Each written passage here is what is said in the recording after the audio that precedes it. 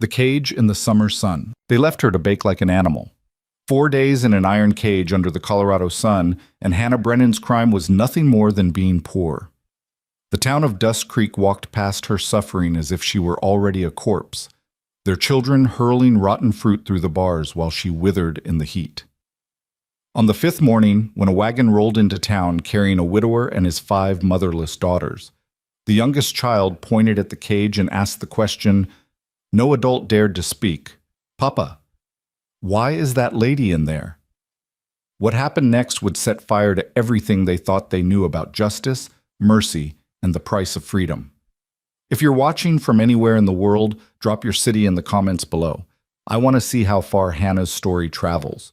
And if this story grabs you, hit that like button and stay until the end. You won't believe where this goes. The heat was a living thing. It crawled across Hannah Brennan's burned skin like something with teeth, patient and cruel, draining her 1 degree at a time. The iron bars of the cage radiated warmth even in the early morning, and by noon they'd be hot enough to blister. She'd learned that on the 1st day.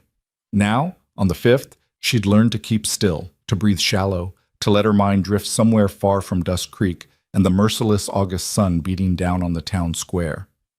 The cage wasn't tall enough to stand in. It wasn't wide enough to lie flat. It was designed, she understood now, not to kill quickly, but to break slowly. To make an example. To teach the kind of lesson that stuck in people's minds long after the body was buried.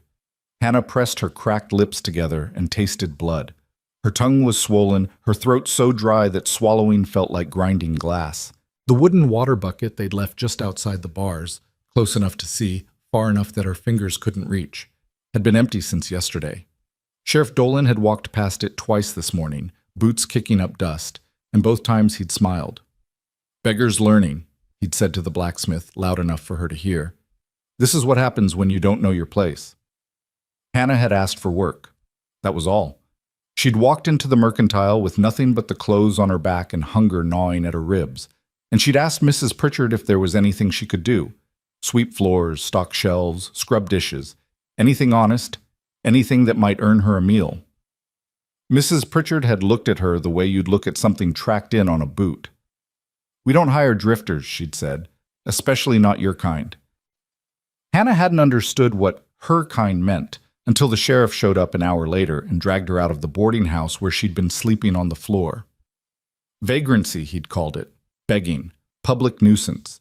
He'd locked her in the cage before sundown, and the town had gathered to watch like it was a theater performance. That first night she'd screamed herself hoarse. By the 2nd day, she'd learned that screaming only made children laugh and mothers pull their skirts aside as they passed.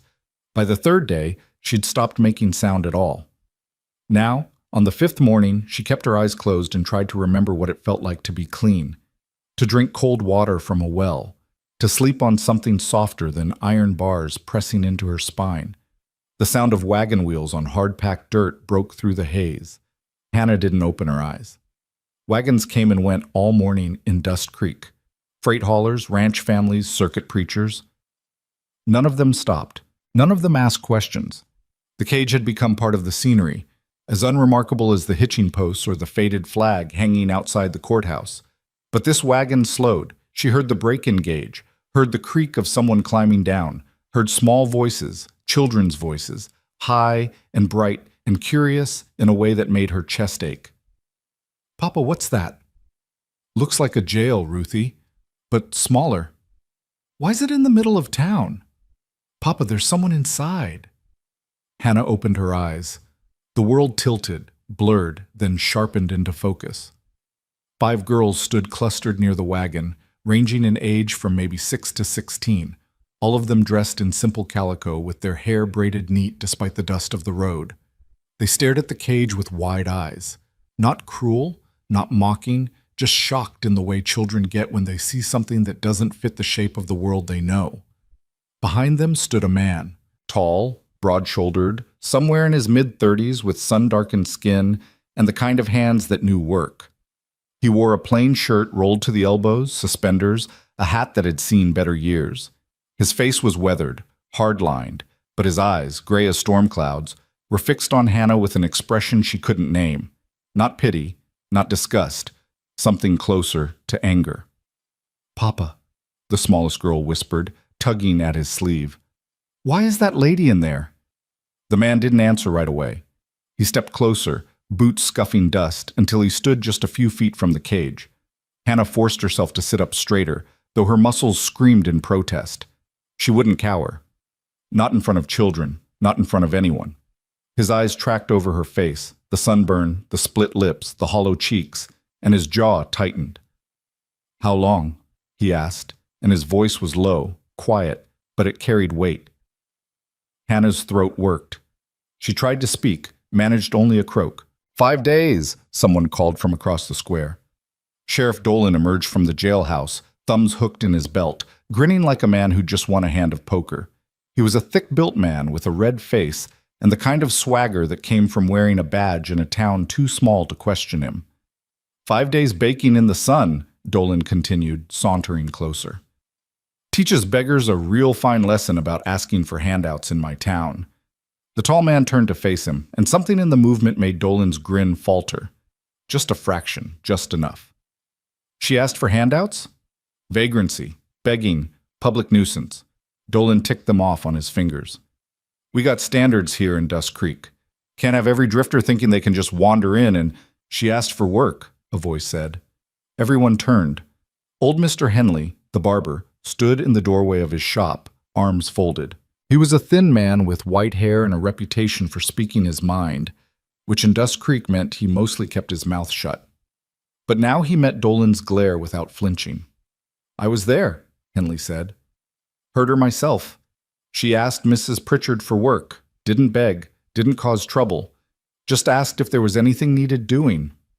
Dolan's face darkened. You calling me a liar, Henley? I'm saying what I heard. The tall man looked at Hannah again, then back at Dolan, and when he spoke his voice was colder than winter stone. Open the cage. Dolan laughed.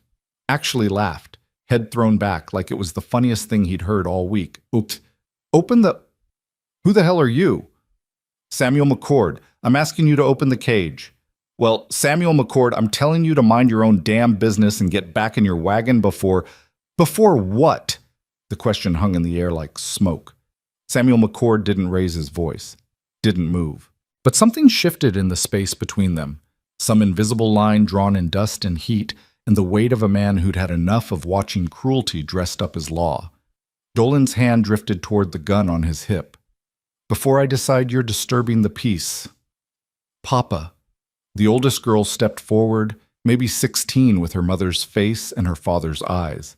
She kept her voice steady, but Hannah could see her hands trembling. We should go. Samuel shook his head once. Short.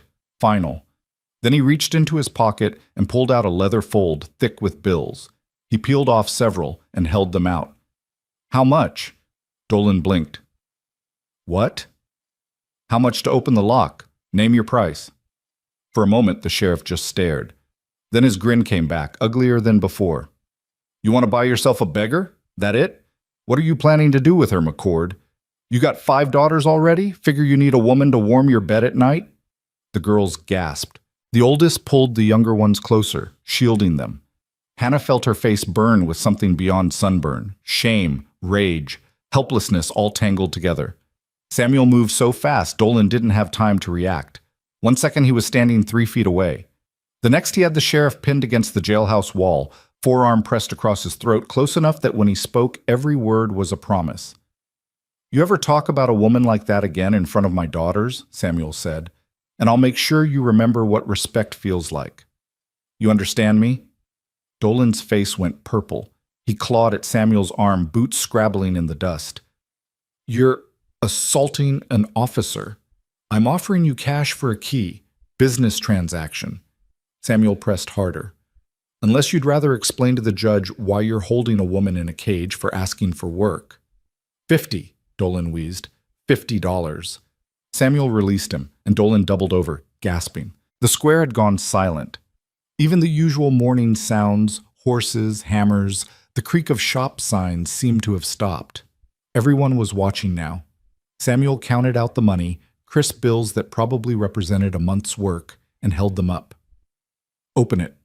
Dolan snatched the cash, shoved it in his pocket, and pulled a key ring from his belt. His hands shook, from anger or fear Hannah couldn't tell, as he jammed the key into the padlock. The lock snapped open with a sound like breaking bone. "There," Dolan spat. "She's yours. You bought her. That makes her your problem now." Samuel ignored him. He pulled the cage door wide and crouched down, meeting Hannah's eyes at her level. Up close, she could see the lines around his eyes, the silver threading through his dark hair, the scar along his jawline. His face was kind, tired, real. "Can you stand?" he asked. Hannah tried.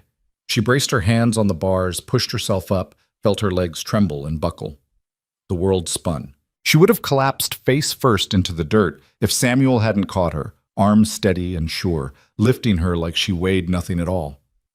"I've got you," he said quietly. "You're safe now." Safe. The word was so foreign, Hannah almost didn't recognize it. She wanted to thank him, wanted to explain, wanted to tell him she wasn't what Dolan said, wasn't a beggar or a criminal or something to be ashamed of. But her throat wouldn't work, and her vision was blurring, and all she could do was hold on as he carried her toward the wagon. The girls parted like a sea, eyes wide, and the smallest one, Ruthie, reached out to touch Hannah's hand with fingers soft as bird wings.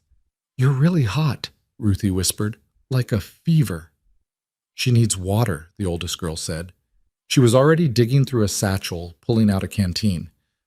"Papa, stop. Let me—" Samuel set Hannah down in the wagon bed as gently as if she were made of glass. The oldest girl, what was her name, tipped the canteen to Hannah's lips, and the first swallow of cool water was so shocking, so impossibly good, that Hannah choked on it. She coughed, gasped, tried again. This time it went down smooth, and she felt it all the way to her bones. "Slow," the girl murmured. "Small sips. You'll make yourself sick." Hannah nodded, drank again. The world was still spinning, but slower now. She could feel the shade of the wagon cover overhead, feel the breeze that snuck in under the canvas, feel the way the youngest girl had climbed up beside her and was staring with huge brown eyes full of wonder and worry. "What's your name?" Ruthie asked. "Hannah." It came out as a rasp, barely a whisper. "Hannah Brennan." "I'm Ruth Elizabeth McCord, but everyone calls me Ruthie." She pointed to the others in turn. "That's Mary, she's 16. That's Esther, she's 13. That's Abigail, she's 10. And that's little Sarah, but she's not that little anymore, 'cause she's 8 now." Hannah tried to smile. It hurt. "That's a lot of sisters." "Mama died when Sarah was born," Ruthie said matter-of-factly, the way children do when grief is just a fact they've lived with long enough to make it ordinary. "So it's just us and Papa now. He takes real good care of us, though. You'll see." "You'll see." As if Hannah was coming home with them.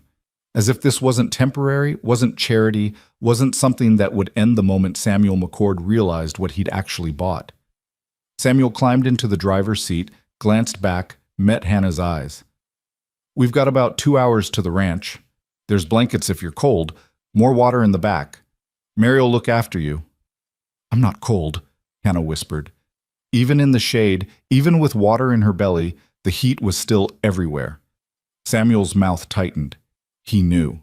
He'd seen the sunburn, the blisters, the way her skin had gone red and angry from days of exposure. He picked up the reins, clicked his tongue, and the wagon lurched forward. As they rolled out of Dust Creek, Hannah looked back one time. Sheriff Dolan stood in the square, watching them leave, and even from a distance she could see the look on his face. Not defeat, not shame. Calculation. She closed her eyes and let the motion of the wagon rock her into something that wasn't quite sleep, but wasn't quite waking either.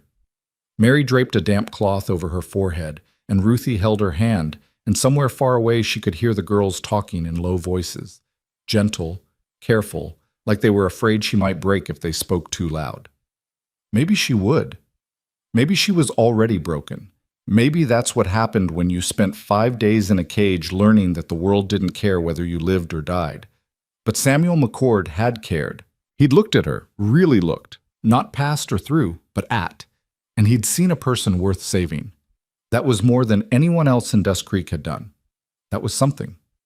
Hannah held on to it like a lifeline as the wagon carried her away from the cage, away from the heat and the cruelty, and the terrible certainty that she'd die there, forgotten and alone. She held on to it and let herself hope, just for a moment, that maybe safe wasn't such a foreign word after all. Maybe it was something she could learn again. The ranch appeared on the horizon like a promise. It wasn't grand. No painted fences, no sprawling barns, no manicured gardens. Just a sturdy timber house with a wide porch, a barn that had seen better years but still stood proud, a chicken coop, a well with a rope bucket, and fields that stretched toward the mountains in neat rows of green and gold. Smoke rose from the chimney, thin and lazy in the afternoon heat, and Hannah could smell it even from the road, wood smoke and something else, something that made her stomach clench with hunger. Stew, maybe. Or bread. When was the last time she'd eaten bread? The wagon rolled to a stop in front of the house, and Samuel set the brake, climbed down, came around to the back. Hannah tried to sit up, tried to show him she wasn't completely helpless, but her body had other ideas. Everything hurt. Everything. Easy, Samuel said, and he lifted her again, this time carrying her up the porch steps and through the front door into a room that smelled like home. If home was a thing she'd ever really known. The house was simple but clean. Wooden floors worn smooth by years of footsteps. A stone fireplace with a kettle hanging over low flames. A long table surrounded by mismatched chairs. Quilts folded over the back of a rocking chair. Windows open to let the breeze through, curtains fluttering like pale ghosts. It was the kind of place that held a family, Hannah thought. The kind of place where people belonged to each other. Samuel set her down in the rocking chair, and Mary was already there with more water, with a wet cloth, with gentle hands that dabbed at Hannah's face and neck, while the younger girls hovered nearby, anxious and uncertain. "Esther, get the salve from the shelf," Mary said, all efficiency and purpose. "Abigail, pump fresh water. Make sure it's cold. Sarah, Ruthie, go gather eggs and check the garden. We need to make something soft for supper." The girls scattered like startled birds, and Hannah felt a surge of gratitude for Mary's quick thinking. It gave them something to do, something other than stare at the broken woman their father had brought home. Samuel crouched beside the chair, studying Hannah's face with that same focused intensity he'd shown in Dust Creek. "You hurting anywhere besides the obvious?" Hannah wanted to laugh. It would have come out bitter. "Everywhere's the obvious. I mean, inside. Ribs, stomach, Dolan kick you?" She shook her head. "Just the sun, and the bars, and not eating." Samuel's jaw worked. "How long since you ate?" 6 days, maybe 7. He stood, crossed to the fireplace, ladled something from the kettle into a wooden bowl. When he brought it back, Hannah saw it was stew, thick with vegetables and bits of meat, steam rising in fragrant curls. Her mouth watered so fast it hurt. "Small bites," Samuel said, handing her a spoon. "Your stomach's not used to it." Hannah tried. She did. But the first taste of real food after a week of nothing was so overwhelming she nearly sobbed.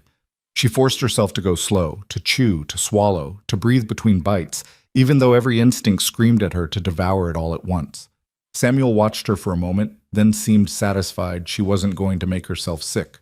He moved to the window, looked out at the fields where his daughters were working, and when he spoke his voice was distant. "You got people, Hannah Brennan? Family somewhere we should send word to?" Hannah shook her head, spoon halfway to her mouth. "No, no one." "How'd you end up in Dust Creek?" This was the part she'd been dreading, the questions, the judgment, the moment when Samuel McCord realized he'd wasted $50 and a confrontation with the law on someone who didn't deserve saving. But she owed him honesty, at least that. "I was running," she said quietly, "from Denver, from a man named Silas Crenshaw." Samuel turned, and something in his expression sharpened. "Crenshaw? The railroad man?" "He calls himself a businessman, owns half of Denver, hotels, saloons, boarding houses, and contracts." Hannah set the bowl down, her hands shaking. "Indenture contracts. Girls who owe money they can't pay back. Girls who sign papers they can't read. He buys the contracts, puts the girls to work, and if they try to leave..." She touched her wrist, where a faint scar circled like a bracelet. "He makes sure they don't get far." Samuel's face had gone stone still. "You were indentured. For 3 years. I was 2 years in when I found out Crenshaw was selling some of us. Not as workers, as— She couldn't say it, couldn't put words to the thing that had made her run in the middle of the night with nothing but the clothes on her back and terror in her throat. She didn't have to. Samuel understood. She could see it in the way his hands curled into fists, the way his shoulders went rigid. "That's why you were in Dust Creek," he said. "Hiding. Trying to. I thought if I got far enough from Denver, if I found work in a small town, maybe he wouldn't bother tracking me down. But I didn't have papers, didn't have references. No one would hire me." Hannah laughed, hollow and sharp. "So I got locked in a cage for asking. Seems about right." "It's not right. None of it's right." "No," Hannah agreed, "but it's how things are." Samuel crossed back to her, crouched down again so they were eye level. His gaze was steady, unflinching. "Crenshaw know where you are?" "I don't think so. I've been careful. Stayed off main roads, didn't use my real name until Dolan arrested her and wrote it down in his log. Until it became part of the public record, there for anyone who came looking." Hannah's chest tightened. "He could find me now, if he's looking." Then we'll deal with it if he does." "Mr. McCord?" "Samuel." "Samuel." She tested the name, found it fit. "You don't owe me anything. You already saved my life. If Crenshaw comes, if there's trouble, I can leave. You can stay," Samuel said. And it wasn't a suggestion or charity or pity. It was a simple statement of fact. You can stay. You can rest.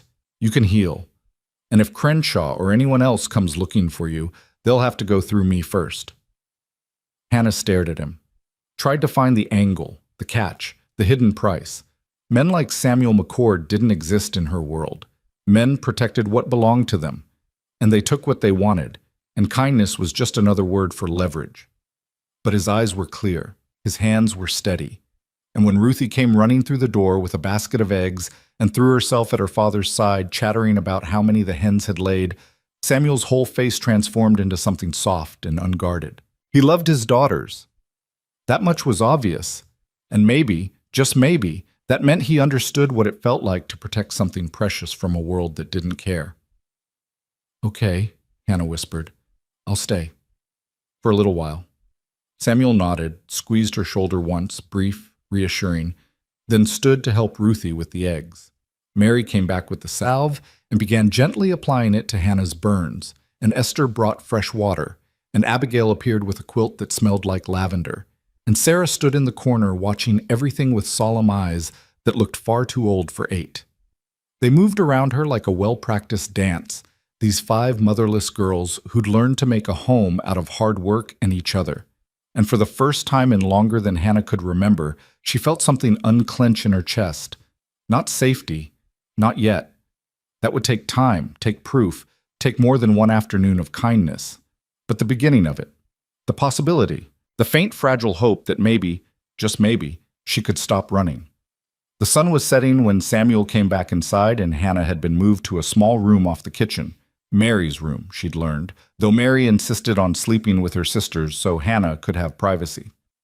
The room was plain but comfortable, a narrow bed with a patchwork quilt, a washstand with a chipped basin, a window that looked out over the fields turning gold in the fading light. Hannah sat on the edge of the bed, every muscle in her body screaming, and tried not to think about how long it had been since she'd slept in an actual bed. Samuel knocked on the doorframe, hat in his hands. "Wanted to check on you before we settle in for the night. You need anything?" "I'm fine," Hannah said automatically, then caught herself. "Actually, I need to thank you. For everything. I don't know how I'll ever repay—" "You don't." Samuel's voice was firm. "You don't owe me anything, Hannah. What I did today, that wasn't charity. That was human decency. Something this territory seems to have forgotten." Hannah studied him, this stranger who'd upended his whole day to drag her out of hell. "Why?" she asked. "Why did you stop?" Samuel was quiet for a long moment. When he finally spoke, his voice was rough with old grief.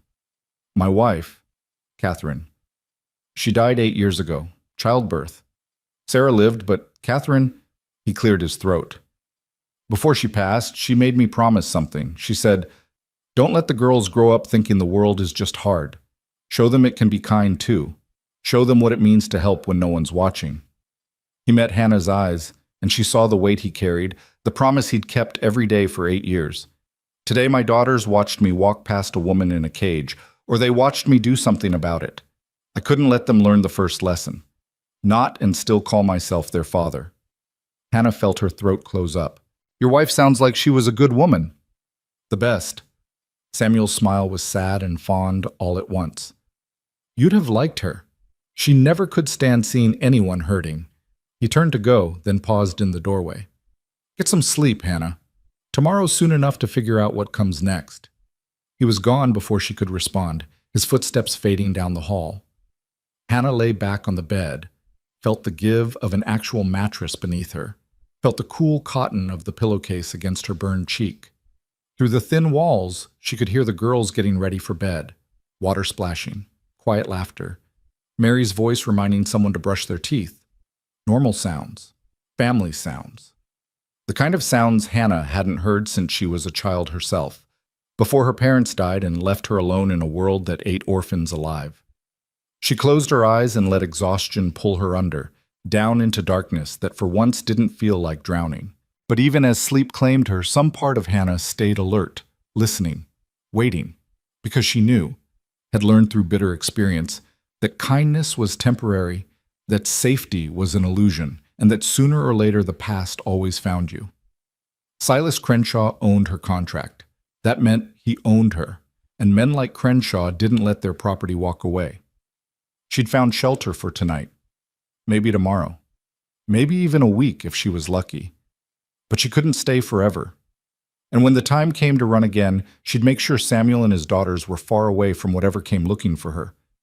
It was the least she could do for the man who'd given her back her humanity, even if it was just for a little while. Outside, the summer stars wheeled across the Colorado sky, indifferent and eternal.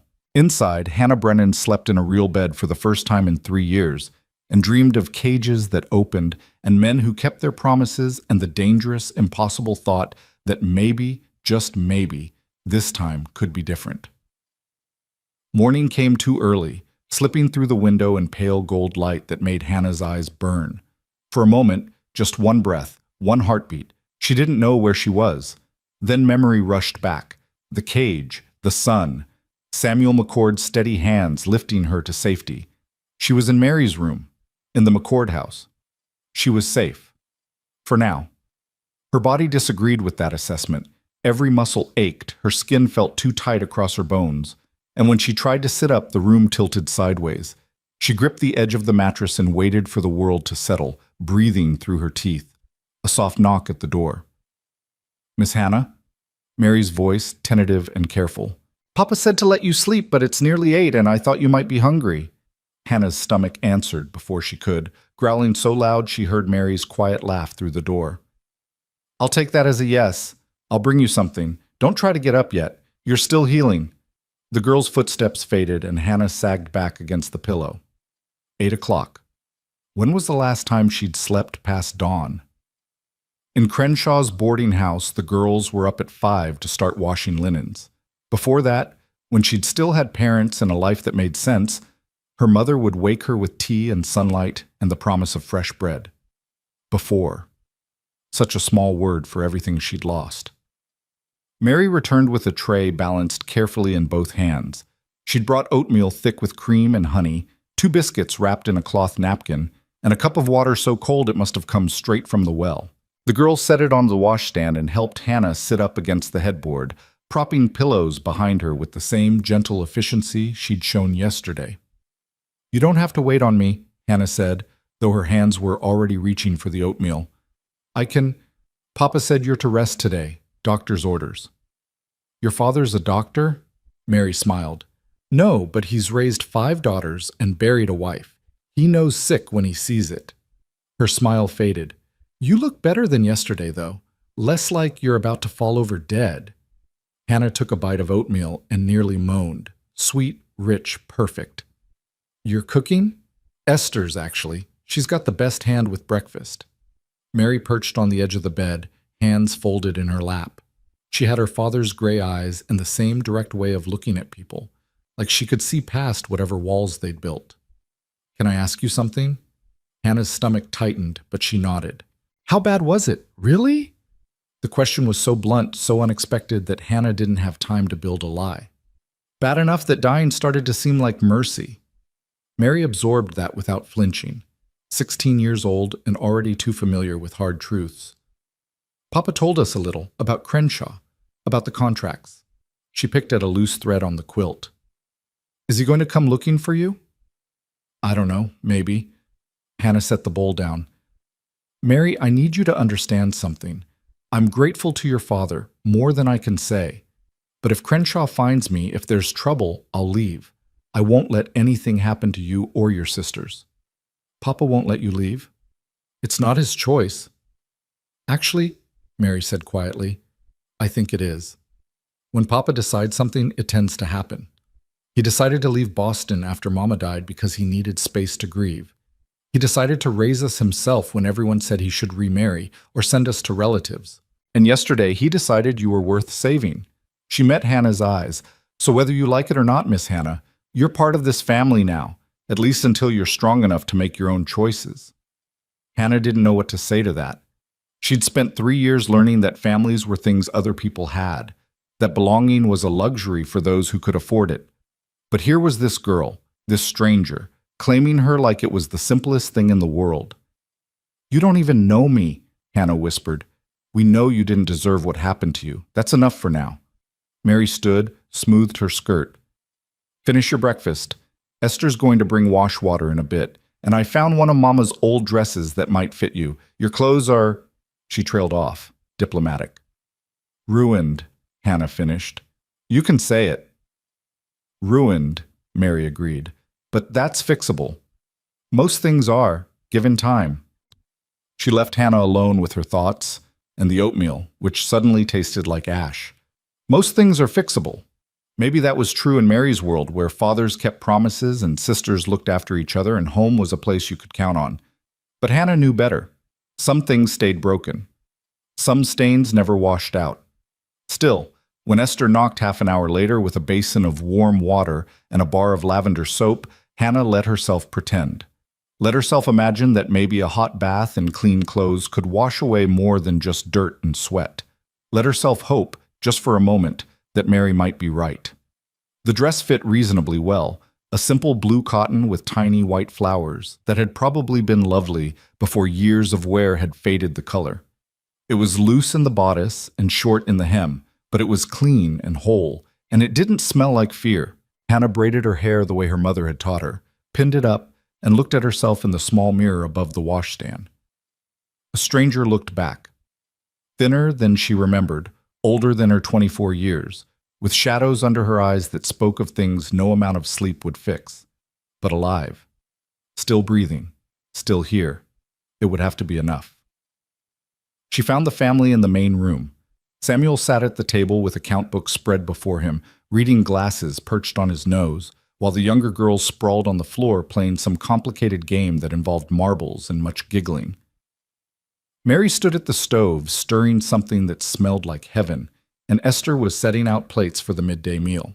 Samuel looked up when Hannah entered, and something in his expression gentled. You look better. How do you feel? Like I got trampled by horses and left in the sun to dry. Hannah managed to smile. But better than yesterday. Low bar to clear. He pushed the account books aside. Sit. We're about to eat. Hannah hesitated. I could help. I'm not useless. Didn't say you were. But you're also not fully healed, and the last thing we need is you passing out into the stew. Samuel's voice was firm but kind. Sit, Hannah. There'll be plenty of work once you're stronger. So she sat and watched as the family moved around each other with the easy rhythm of long practice. Mary dished out stew while Esther poured water, and the younger girls scrambled to their seats. Ruthie, climbed into the chair beside Hannah and beamed up at her. You smell like flowers now, the little girl announced. I like it better than cage smell. Ruthie, Samuel's voice held warning. What? She did smell bad yesterday, but not her fault, Ruthie added quickly, looking at Hannah with earnest brown eyes. Papa said it's not polite to mention how people smell, but I think it's okay if you say they smell better now, right? Despite everything, Hannah laughed. It hurt her chest and her throat, and probably her dignity, but it felt good. Real. It's okay, Ruthie. I did smell bad. Thank you for noticing I smell better. Ruthie glowed with vindication, and Sarah, quiet, watchful Sarah, giggled into her hand. The meal was simple but good. Thick stew with potatoes and carrots, fresh bread that Abigail had apparently made that morning, and cold buttermilk that tasted like summer.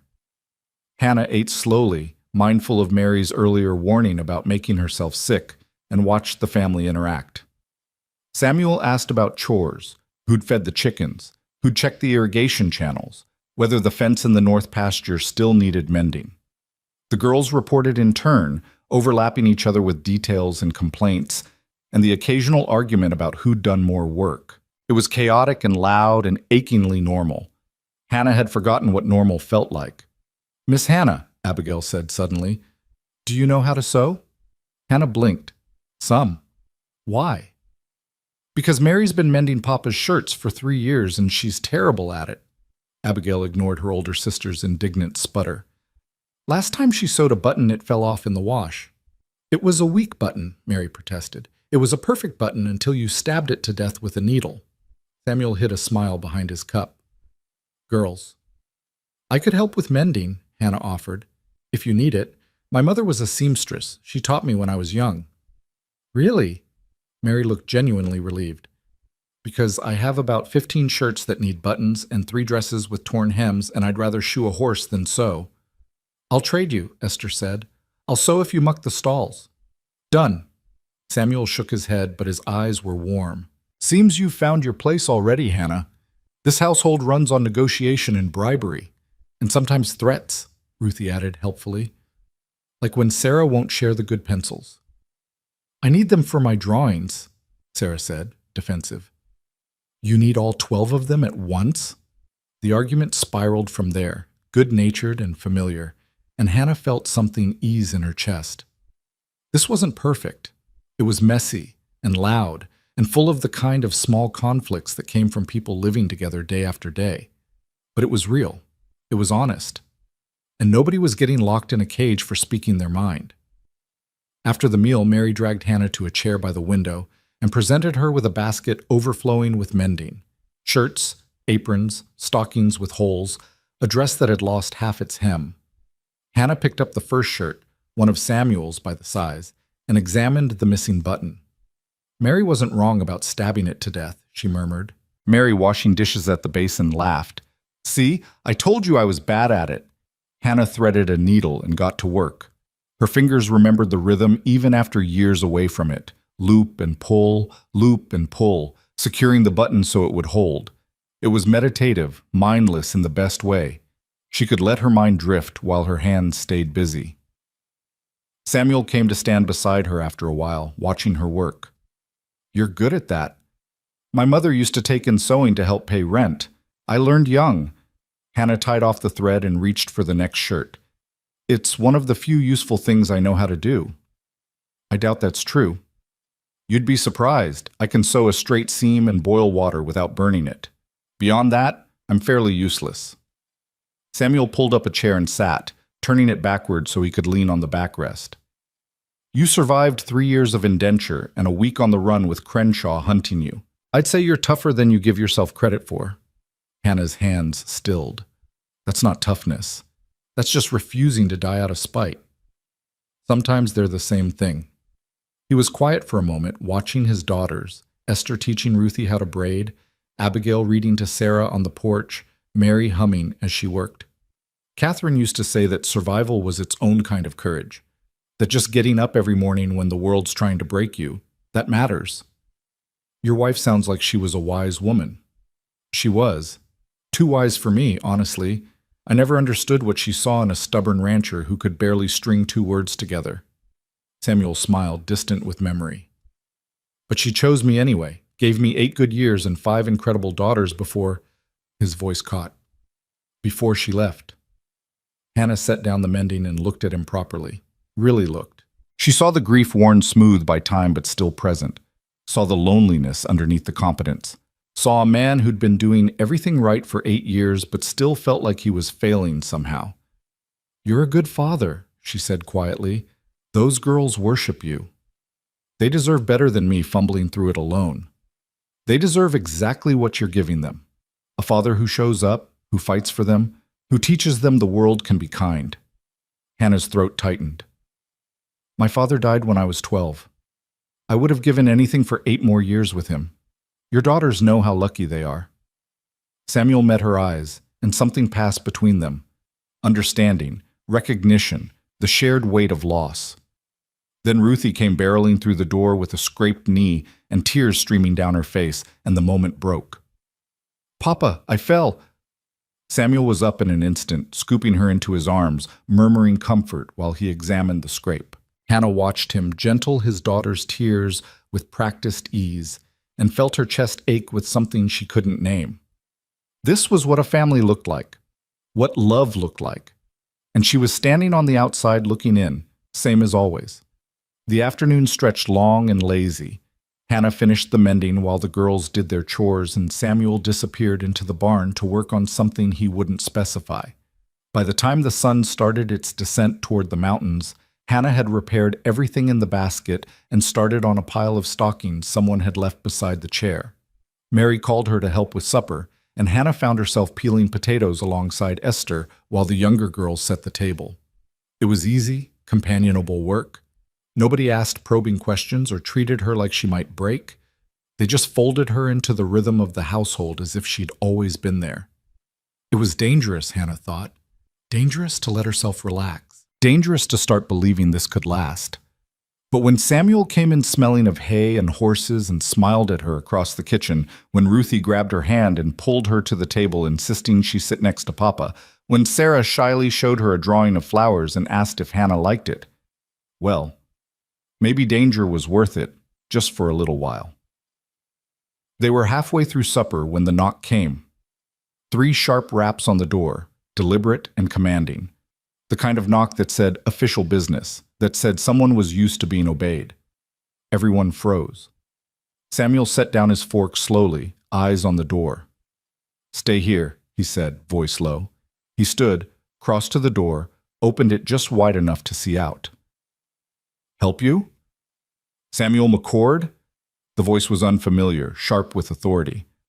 I'm Deputy Marshal Thomas Blake. I need a word. Hannah's blood turned to ice. Marshal? They'd sent a marshal.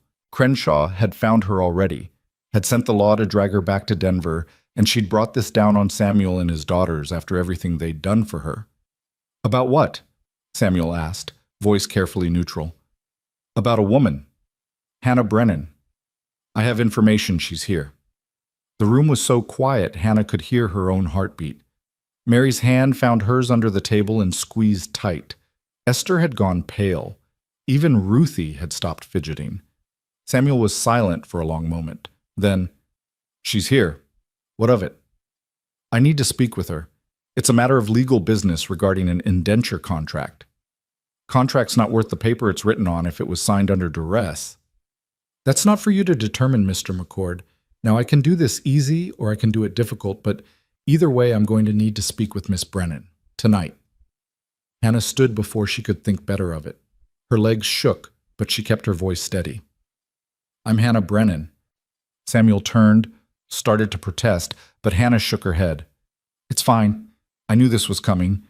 She walked to the door and Samuel stepped aside, though his expression made it clear he didn't like it. The deputy marshal was a lean man with hard eyes and a mouth like a knife slash. He looked Hannah over with the clinical assessment of someone evaluating property. Miss Brennan, I'm here on behalf of Silas Crenshaw. You're wanted back in Denver to fulfill the terms of your contract. I'm not going back. Blake's smile was thin and cold. That's not your choice to make.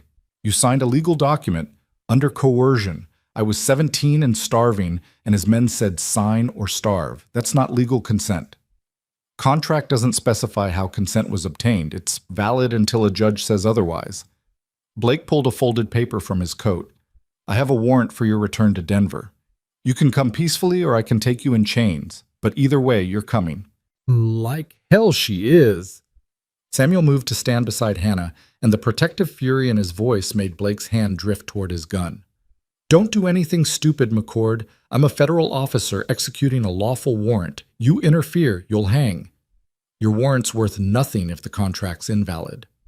Then she can argue that in court, in Denver, where she belongs. Hannah felt the trap closing. Blake was right, technically, legally right. Without a judge to void the contract, she was still Crenshaw's property. She could fight it, but she'd have to do it from a Denver jail cell, while Crenshaw's lawyers made sure the trial never happened. She'd run before. She could run again. Fine, she said quietly. I'll go. Hannah, no! Samuel grabbed her arm. It's okay. She met his eyes and willed him to understand. I'll go to Denver. I'll face the judge. It'll be fine. It was a lie, and they both knew it, but what choice did she have? She wouldn't let Samuel hang for her sake. Wouldn't let his daughters lose their father because he'd been fool enough to help a stranger. Blake looked satisfied. Smart choice. We leave at dawn. Pack what you need. He left without another word, boots heavy on the porch steps, and Hannah heard a horse whinny from somewhere in the yard. He'd ride back to town tonight, probably, sleep at the boarding house and return in the morning to collect his prize. The door closed and the silence was suffocating. You're not going. Mary's voice shook. Papa, tell her she's not going. But Samuel wasn't looking at Mary. He was looking at Hannah with an expression she couldn't read, calculation, anger, something harder underneath. Come with me, he said quietly. Now. He led her outside to the porch, out of earshot of the girls, and when he turned to face her, his eyes were storm gray and furious. You think I'm letting you walk back into that? You don't have a choice. There's always a choice. Samuel paced 3 steps, turned back. Blake said the contract's valid until a judge voids it. So we void it. Samuel, Crenshaw owns half the judges in Denver. He doesn't own me. Samuel's voice was hard, decided. And he doesn't own you anymore either, because I do. Hannah stared. What? Crenshaw's contract is what, 3 years of indenture? I'll buy it from him, pay out the term, and release you. You can't afford that. I've got savings. I've got land I can mortgage. I'll find the money. Samuel, that's insane. You'd bankrupt yourself for a stranger. You're not a stranger. He grabbed her shoulders, gentle but firm, forcing her to meet his eyes.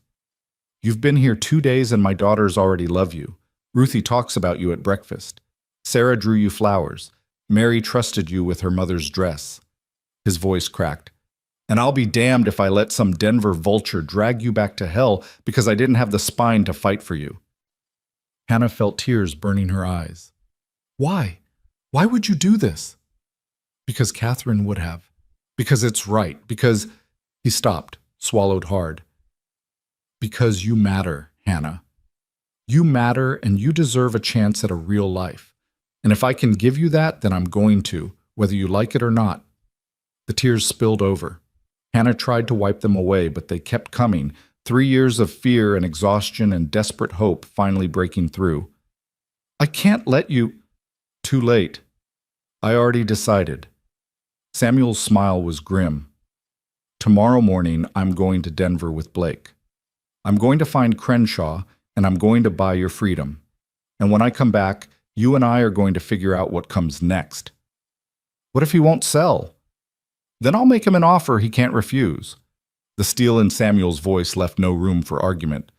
But one way or another, Hannah Brennan, you're done running. This ends in Denver. Hannah wanted to argue, wanted to tell him he was being foolish, reckless, that she wasn't worth this kind of sacrifice. But the words wouldn't come.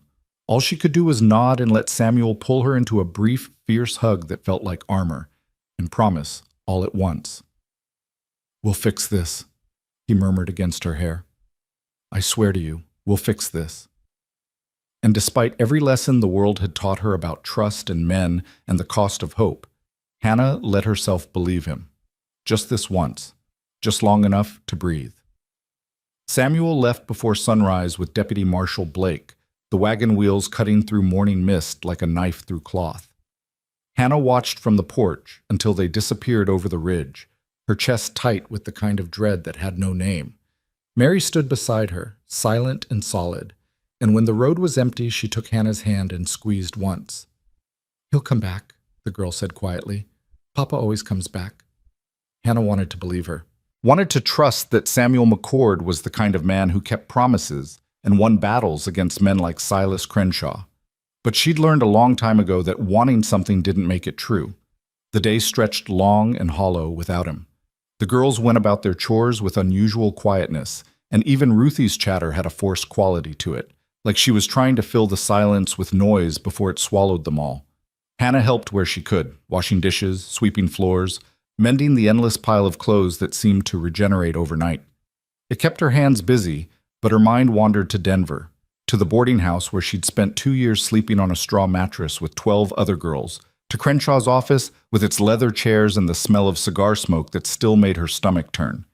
She wondered what Samuel would say when he met him, wondered if Crenshaw would laugh in his face or simply have him thrown out, wondered if— "Stop it," Mary said, appearing at her elbow with a basket of eggs.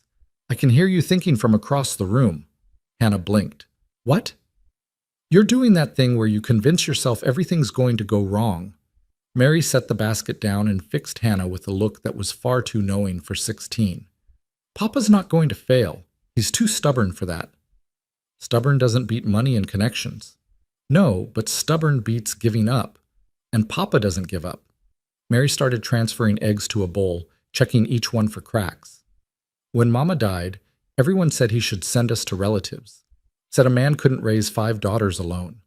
Papa looked them dead in the eye and said he'd rather die trying than live, knowing he'd given us away." She paused, holding an egg up to the light. "He didn't die, and we're still here." Hannah felt something catch in her throat. "You really believe he can do this?" "I believe he'll do everything in his power to make it happen. That's all any of us can do." Mary set the last egg down and turned to face Hannah fully. "But I need you to promise me something." "What?" "If something goes wrong, if Papa can't buy the contract or if Crenshaw sends more men, you won't run. Not without telling us. Not without giving us a chance to help." Hannah started to shake her head, started to say that she couldn't possibly let them put themselves at risk. But Mary's hand shot out and gripped her wrist with surprising strength. "Promise me, Hannah. Because we've already lost one mother. I won't lose another person I care about just because they thought they were protecting us." Another person I care about. The words hit Hannah like a physical blow. She'd been here 3 days, and this girl with her mother's dress and her father's eyes already claimed Hannah as someone worth keeping. "I promise," Hannah whispered. "I won't run without telling you." Mary's expression softened. "Good, now help me make bread. Esther's hopeless at kneading, and if we leave it to her, we'll be eating bricks for supper." The day passed in flour dust and domestic rhythm. Hannah lost herself in the work. The push and fold of dough, the simple alchemy of turning basic ingredients into something warm and nourishing.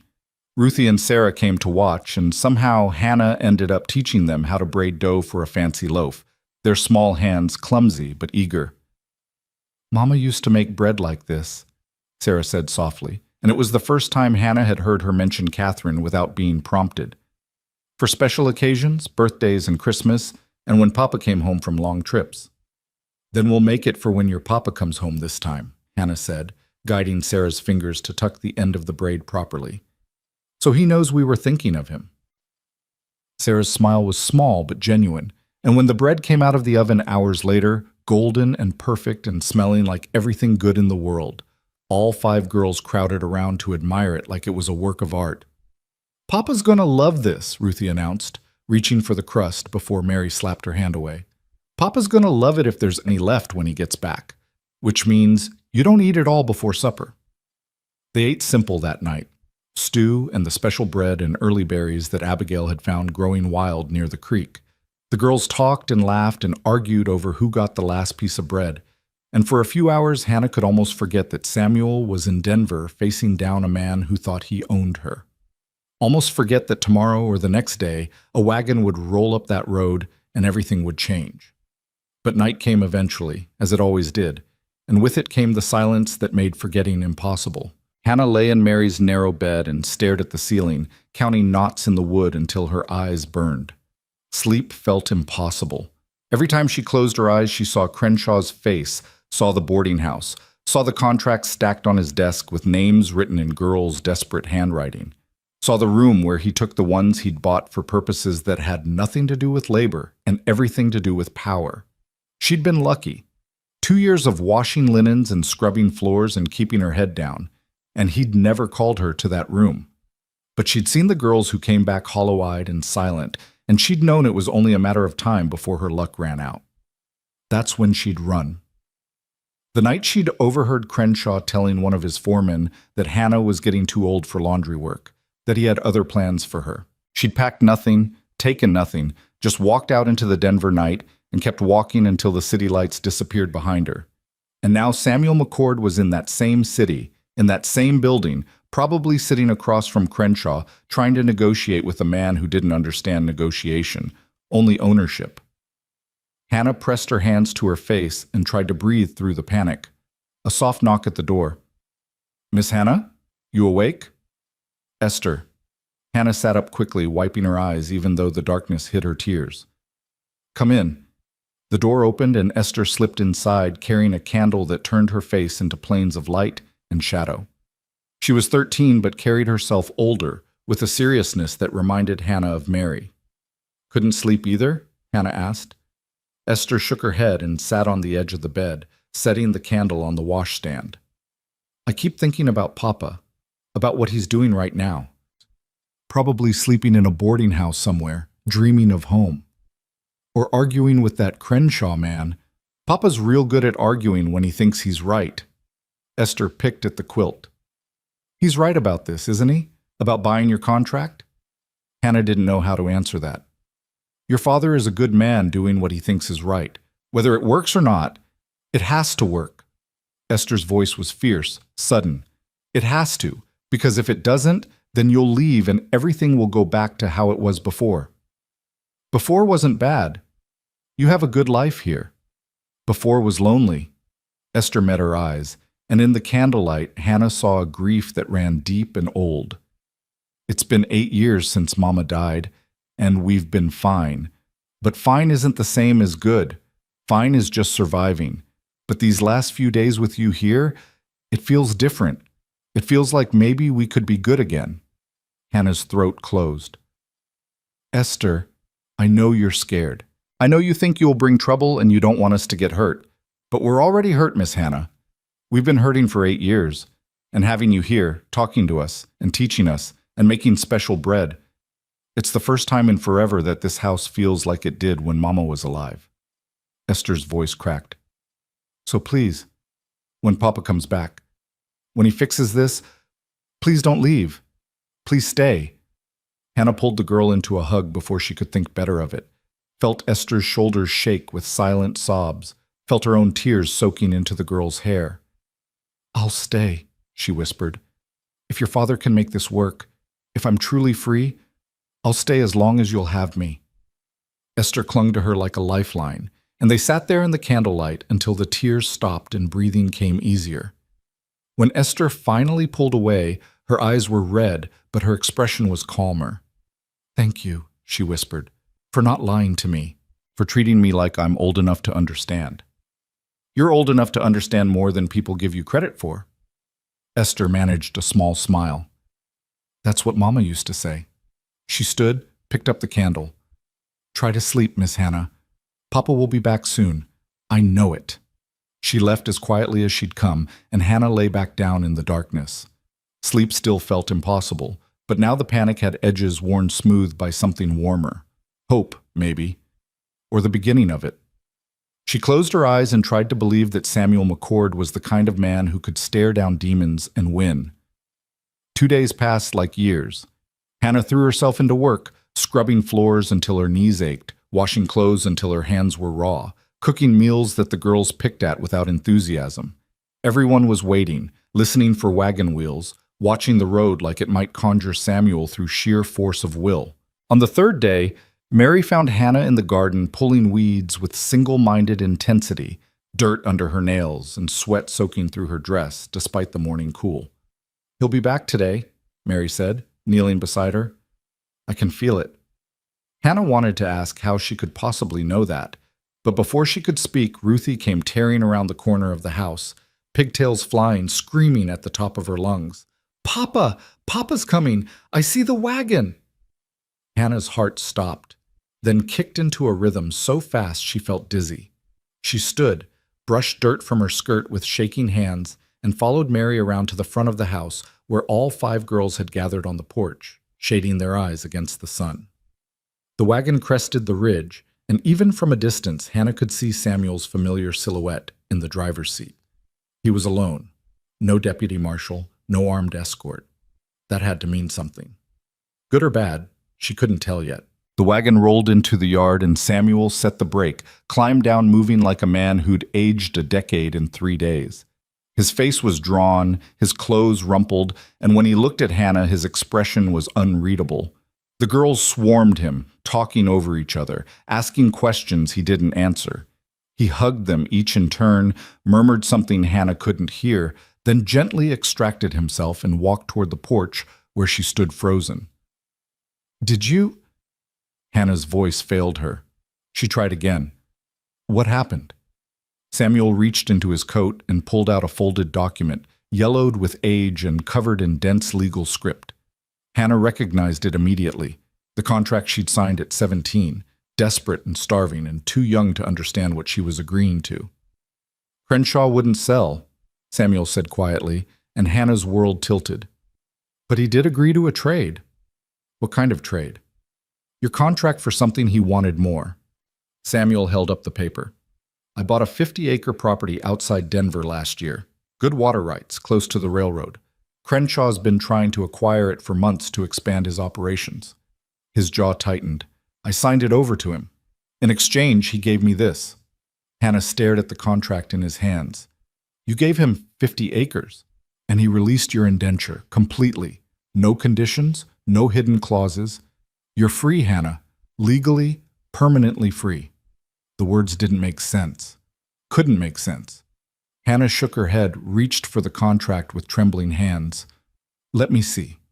Samuel handed it over and she scanned the dense script, looking for the trap, the loophole, the place where Crenshaw would reach back in and snatch her freedom away. But there, at the bottom, in Crenshaw's distinctive slashing signature, and beside it the word void, stamped in red ink so dark it looked like blood. Contract fulfilled. Term satisfied. Bondholder released from all obligations. Hannah's legs went out from under her. She would have fallen if Samuel hadn't caught her, easing her down to sit on the porch steps while the world spun and reformed around a single impossible truth. She was free. "Hannah." Samuel crouched in front of her, hands on her shoulders, searching her face. "Breathe. You need to breathe." She sucked in air that felt like glass and fire all at once. "You shouldn't have. The land was worth, Mum. The land was dirt and water. You're a person." Samuel's voice was hard, absolute. "There's no comparison, and I won't hear you say otherwise." "But your savings, your future. My future is 5 daughters who needed to see their father do the right thing, and a woman who deserves a chance at a life that's actually hers." He squeezed her shoulders gently. "The land's gone. I won't get it back. But I don't regret it for a second, so don't you dare feel guilty about it." Hannah looked at him, this man who'd given up a fortune for a stranger, who'd faced down Crenshaw in his own territory and walked away with exactly what he'd promised. Samuel McCord with his steady hands and storm-gray eyes, and the kind of stubborn honor that didn't exist in the world she'd known. "Thank you," she whispered. "I don't know what to... You don't have to say anything, just..." Samuel paused, seemed to be choosing his words carefully. "Just tell me you'll stay. The girls have been miserable without you, and I've gotten used to having help with the mending." His smile was tentative, almost shy. "Stay, Hannah. Make a life here. Not because you owe me anything, but because you want to." Hannah looked past him to where the 5 girls crowded in the doorway, trying to pretend they weren't listening to every word. Mary had tears streaming down her face. Esther was grinning so wide it had to hurt. Even Sarah had crept forward, clutching the drawing she'd made of flowers, waiting to see if the woman who'd taught her to braid bread would stay or disappear like her mother had. "I want to," Hannah said, and felt the truth of it settle into her bones. "I want to stay." The girls erupted in cheers. Ruthie launched herself off the porch and wrapped around Hannah like a determined barnacle. And then they were all there, crying and laughing and talking over each other in a tangle of arms and joy that felt too big for Hannah's chest to contain. Samuel stepped back, giving them space, but his smile was bright enough to rival the sun. That night, they had a celebration. The special braided bread made its appearance alongside roasted chicken and early vegetables and a pie that Abigail had secretly been saving for this exact occasion. The girls were loud and bright and insisted Hannah sit at the head of the table like she was someone important, someone who mattered, someone who belonged. And for the first time since her parents died, Hannah let herself believe it might be true. But good things, Hannah had learned, never lasted long without testing. The testing came at midnight in the form of hoofbeats and the smell of smoke. Hannah woke to the sound of glass breaking and Mary screaming. She bolted upright, disoriented, and saw orange light flickering through the bedroom window. Too bright, too wrong. Fire. She ran into the main room and found chaos. Samuel was already up, throwing water on flames that licked up the curtains. Mary had the younger girls huddled in the corner, counting heads, making sure everyone was accounted for. Smoke filled the air, thick and choking. "Out!" Samuel shouted. "Everyone out! Now!" Hannah grabbed Sarah and Ruthie, pushed them toward the door. Mary had Esther and Abigail, and they stumbled onto the porch into a night that had turned nightmare. The barn was engulfed. Flames climbed the walls and poured from the hayloft, turning night into day with their terrible light. And in front of the inferno, mounted on horseback with 6 other men behind him, sat a figure Hannah would know anywhere. Emmett Crenshaw. Silas's younger brother, meaner and stupider and infinitely more dangerous because he didn't care about profit, only punishment. "Well now," Emmett called out, voice carrying across the yard. "Looks like we've got ourselves a little problem." Samuel stepped forward, and Hannah saw he had his rifle. When had he grabbed the rifle? "You've got no business here, Crenshaw. Turn around and ride out before someone gets hurt." Emmett laughed, and it was a sound like breaking glass. "Oh, someone's definitely getting hurt. See, my brother might be willing to let that little whore buy her freedom, but I'm not so forgiving." He gestured to the burning barn. "Consider this a message. You mess with Crenshaw property, you pay the price." Hannah's not property. Your brother released her." "My brother's a fool who thinks land is worth more than pride. Me, I understand that some lessons need to be taught permanent-like." Emmett's grin was wolf sharp. "You can keep the girl if you want, but you're going to watch everything you own burn first, starting with this pretty little house." One of his men raised a torch. "No!" Hannah stepped forward before Samuel could stop her. "This is between you and me. Leave them out of it." "Hannah, get back." "Too late for that, sweetheart." Emmett's eyes glittered in the firelight. "You ran, you hid, you cost my family money and reputation, but more than that, you made us look weak. And that's the one thing Crenshaws don't tolerate." He nodded to his men. 2 of them dismounted, torches in hand, advancing on the house. Samuel raised the rifle. "One more step and I start shooting." "You can't shoot all of us before we burn you out, McCord. Do the math." Hannah's mind raced. Emmett was right. Samuel was outnumbered and outgunned. Even if he hit 1 or 2 of them, the rest would torch the house with the girls still inside. They needed time, needed help, needed... The shot came from the darkness beyond the firelight, sharp and clean, and the torch fell from the first man's hand. He yelped, clutching his shoulder, and Emmett's horse reared. "What the... Next one's between your eyes, Crenshaw." A figure emerged from the shadows near the creek, tall, lean, wearing a badge that caught the light. Deputy Marshal Thomas Blake stepped into the circle of fire, with his gun drawn and an expression that promised violence. "Blake?" Emmett's voice cracked with confusion. "What are you doing here?" "Stopping you from doing something catastrophically stupid." Blake moved closer, gun steady. "Drop the torches. All of you. Now. This is family business. This is arson and attempted murder, and I've got 6 witnesses." Blake gestured to Samuel and his daughters. "You really want to add killing a federal officer to that list?" For a long moment, Emmett sat frozen. Then his face twisted with rage. "You'll regret this, Blake. My brother owns half the lawmen in this territory. But not me, and not the judge I reported to before I rode out here." Blake's smile was cold. "See, I got a thinking after I took McCord to Denver. Got to wondering why Silas Crenshaw was so eager to get one girl back when he's got 50 others under contract. So I did some asking around, talked to some of those girls, heard some real interesting stories about what happens in Crenshaw's back rooms. Hannah's breath caught. Blake knew. He'd known all along. Turns out, Blake continued, there's about 15 different laws being broken in that boarding house. Human trafficking, forced servitude, statutory violations I won't name in front of children. He cocked his gun. So here's what's going to happen. You and your boys are going to put those torches out. Then you're going to ride back to Denver and tell your brother that his whole operation is about to come down around his ears.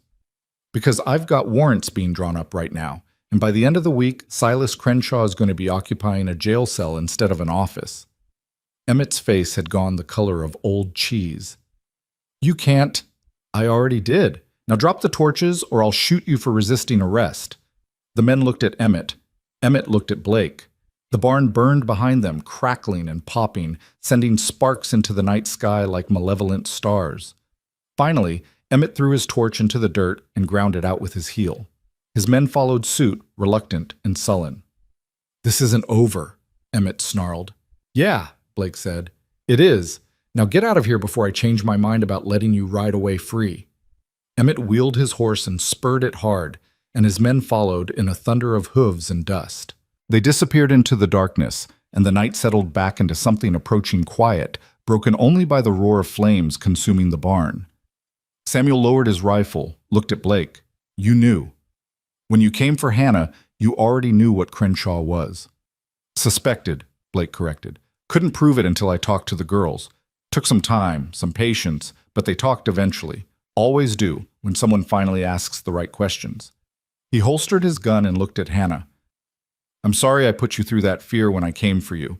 Had to make it look legitimate or Crenshaw would have gotten suspicious. Hannah could barely process his words. The warrants? They're real? Being drawn up as we speak. By this time next week, every girl in that boarding house will be free, and Crenshaw will be facing enough charges to hang twice over. Blake tipped his hat. You're safe now, Miss Brennan. Truly safe. Crenshaw can't touch you anymore. He turned to leave and Samuel called after him. Thank you for everything. Blake paused, looked back. Don't thank me. Thank your daughters. They're the ones who came to town looking for me, told me their father had gone to Denver to save someone, and please, mister, could I make sure he came home safe? His smile was genuine for the first time. They're good girls, McCord. You raised them right. Then he was gone, swallowed by darkness, leaving them alone with the burning barn and the impossible reality that everything had changed again. Mary started to cry, quiet tears of relief and exhaustion. Esther joined her, and then they were all crying, even Sarah, even Ruthie, who'd been so brave through everything.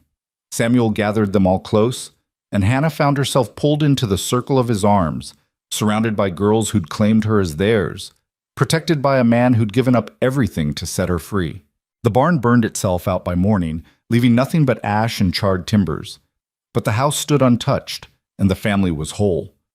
And when the sun rose over the Colorado mountains, it found them together on the porch, exhausted, smoke-stained, but unbroken. Hannah Brennan was free. Not just legally, but truly free. Free from Crenshaw, free from fear, free to choose what came next.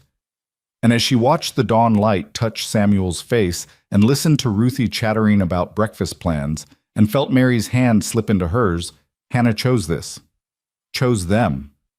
Chose the possibility that maybe, after everything, she deserved something good. The smell of smoke lingered for days after the fire, clinging to clothes and hair and settling into the floorboards like an unwelcome ghost. Samuel and the neighboring ranchers salvaged what they could from the barn, tools mostly, a few pieces of tack that hadn't been completely destroyed, but the structure itself was beyond saving. By the end of the week, all that remained was a blackened skeleton of timber that Samuel tore down with grim efficiency, the girls helping haul away debris while Hannah watched from the porch, and tried not to think about how close they'd come to losing everything. But they hadn't lost everything. The house still stood. The livestock had scattered during the fire, but most had been rounded up. The fields were untouched. And most importantly, The family was intact, shaken but whole, bound together by something stronger than shared blood. Hannah had stopped thinking of herself as temporary, somewhere between scrubbing soot from the kitchen floor and watching Samuel teach Ruthie how to hammer straight. She was part of this now, woven into the fabric of their daily lives so thoroughly that leaving felt impossible. Not because she owed them, though she did more than she could ever repay, but because she wanted to stay. Because when Mary brought her coffee in the morning without being asked, when Esther sought her opinion on which dress to wear, when Sarah showed her drawings and Abigail asked for help with reading, when Ruthie climbed into her lap and fell asleep during evening stories, Hannah felt something she'd thought she'd lost forever. She felt like she belonged. Samuel felt it too. She could see it in the way he looked at her across the supper table, in the careful distance he maintained even as his eyes tracked her movements through the house, in the conversations that started about practical things, mending, gardening, whether they needed more flour from town, and drifted into something deeper. He'd ask about her childhood, her parents, the years before Crenshaw. She'd ask about Catherine, about Boston, about what made him choose this harsh, beautiful territory over the easier life he'd left behind. They were learning each other, Hannah realized. The way people do when they're building towards something that neither of them had quite named yet. 2 weeks after the fire, Ruth Hollister showed up. Hannah was hanging laundry when the wagon rolled into the yard. A sturdy vehicle pulled by 2 bay horses and driven by a woman who looked like she'd been carved from the same granite as the mountains. Ruth Hollister was somewhere north of 50 with steel gray hair pulled into a ruthless bun, sharp blue eyes that missed nothing, and the kind of presence that made you stand up straighter without quite knowing why. She climbed down from the wagon with the ease of someone half her age and surveyed the burned barn with the expression that might have been sympathy or might have been assessment. It was hard to tell with Ruth. "Heard you had some trouble," she said, without preamble. Samuel emerged from the chicken coop, wiping his hands on his trousers. "Ruth, wasn't expecting you." "Clearly, or you'd have swept the porch." Ruth's tone was dry, but not unkind. She turned her sharp gaze on Hannah. "You must be the girl who caused all this fuss." Hannah felt herself bristle. "I didn't ask." "Didn't say you did. Said you caused it. There's a difference." Ruth crossed her arms. "Silas Crenshaw's in jail in Denver. His brother Emmett disappeared, probably ran to California before the law caught up with him. The boarding house got shut down, and 15 girls got released from contracts that should have been illegal in the first place." She paused. "That's your doing, whether you asked for it or not." Hannah stared. "They're free? All of them?" "Every last one. Federal marshals came through like an avenging army. Crenshaw's screaming about unlawful prosecution, but he'll hang or rot in prison. Either way, he's finished." Ruth's expression softened fractionally. "Thomas Blake made sure those girls got somewhere safe to land. Some went home to family, some found work in town. A few are staying at my boarding house until they figure out what's next." The relief was so sudden and overwhelming that Hannah had to sit down on the porch step. The girls she'd left behind, Maggie with the crooked smile, Anna who sang while she worked, little Violet who was only 14, they were safe. They were free. Because Samuel had bought Hannah's contract, because Blake had asked questions, because someone had finally cared enough to look at what Crenshaw was doing and call it by its real name. "I need to see them," Hannah said. "I need to know they're all right." "They are. But you could see for yourself if you came to town." Ruth looked at Samuel. "That's actually why I'm here. Prospect Valley's having a town meeting tomorrow night. New settlement about 20 miles northeast. Proper laws, elected officials, people trying to build something decent. They're looking for families willing to relocate, help establish the town." She paused meaningfully. "Thought you might be interested." Samuel frowned. "Why would I relocate? This ranch is my livelihood." "This ranch just lost its barn and nearly lost its house to a vindictive arsonist. You think that's the last trouble you'll see?" Ruth's voice was blunt. "Dust Creek's got a sheriff who locks women in cages and looks the other way when powerful men commit crimes. You want to raise 5 daughters in a place like that? What's Prospect Valley got that's different? A marshal who actually enforces the law. A judge who can't be bought. People who decided they were tired of watching corruption go unchecked." Ruth's gaze flicked to Hannah and back. And distance from Denver, geographic and otherwise. Samuel was quiet for a long moment, his face unreadable. Then he said, "I'll think about it." "Don't think too long. Meeting's tomorrow at sundown. I'll save you seats." Ruth climbed back into her wagon with the same efficient grace she'd shown getting down. "And McCord? Bring the girl. People should meet her. She's got more courage than half the men in this territory." She left in a rattle of wheels and dust, and Hannah looked up at Samuel. "You don't have to go because of me. I won't be the reason you abandon your home." "This isn't about abandoning anything." Samuel sat beside her on the step, his shoulder warm against hers. "It's about choosing what's best for my daughters. And maybe Ruth's right. Maybe Dust Creek isn't it. But your ranch can be sold or leased. The land's not going anywhere." He turned to face her fully. "Hannah, I built this place with Catherine. It's full of memories, good ones mostly, but it's also full of ghosts. Sometimes I think the girls and I have been living in a museum instead of a home." His hand found hers, calloused fingers threading through hers with careful intention. "Maybe it's time to build something new, somewhere that doesn't have shadows in every corner." Hannah's breath caught. "What are you saying?" "I'm saying I want to go to that meeting. I want to hear what Prospect Valley has to offer. And I want you to come with me, not as hired help or a charity case, but as someone who has a say in what our future looks like." He squeezed her hand. "Because that's what you are now, Hannah. Part of our future. If you want to be." The girls had gathered on the porch behind them at some point, pretending to be interested in anything except the conversation happening 2 feet away. Mary was grinning. Esther had her hands pressed to her mouth. Even Sarah was smiling, shy and hopeful. "I want to be," Hannah whispered, "more than anything." Samuel's answering smile was like sunrise. "Then we'll go to Prospect Valley, all of us, and we'll figure out what comes next together." The town meeting was held in Prospect Valley's new church, a simple timber structure with straight walls and glass windows that caught the sunset like captured fire. The space was packed with families, farmers, merchants, people drawn by the promise of something better than what they'd left behind. Ruth had indeed saved them seats near the front, and Hannah found herself sandwiched between Mary and Samuel while the younger girls fidgeted in their Sunday dresses. The meeting was led by a man named Marcus Webb, late 40s, weathered face, the kind of voice that carried authority without needing to shout. He'd been a territorial judge in Wyoming before moving here, he explained, and he'd seen too many good towns rotted from the inside by corruption and greed. "Prospect Valley is built on 3 principles," Webb said, standing at the makeshift pulpit. "Fair law, honest work, and mutual protection. We don't tolerate bribes.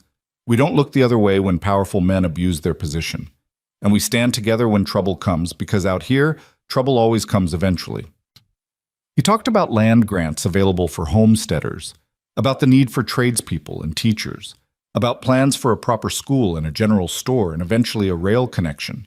He talked about water rights and grazing agreements and how disputes would be settled by elected arbitration rather than whoever had the most guns. Hannah listened and felt something loosen in her chest. This was what she'd been searching for when she ran from Denver.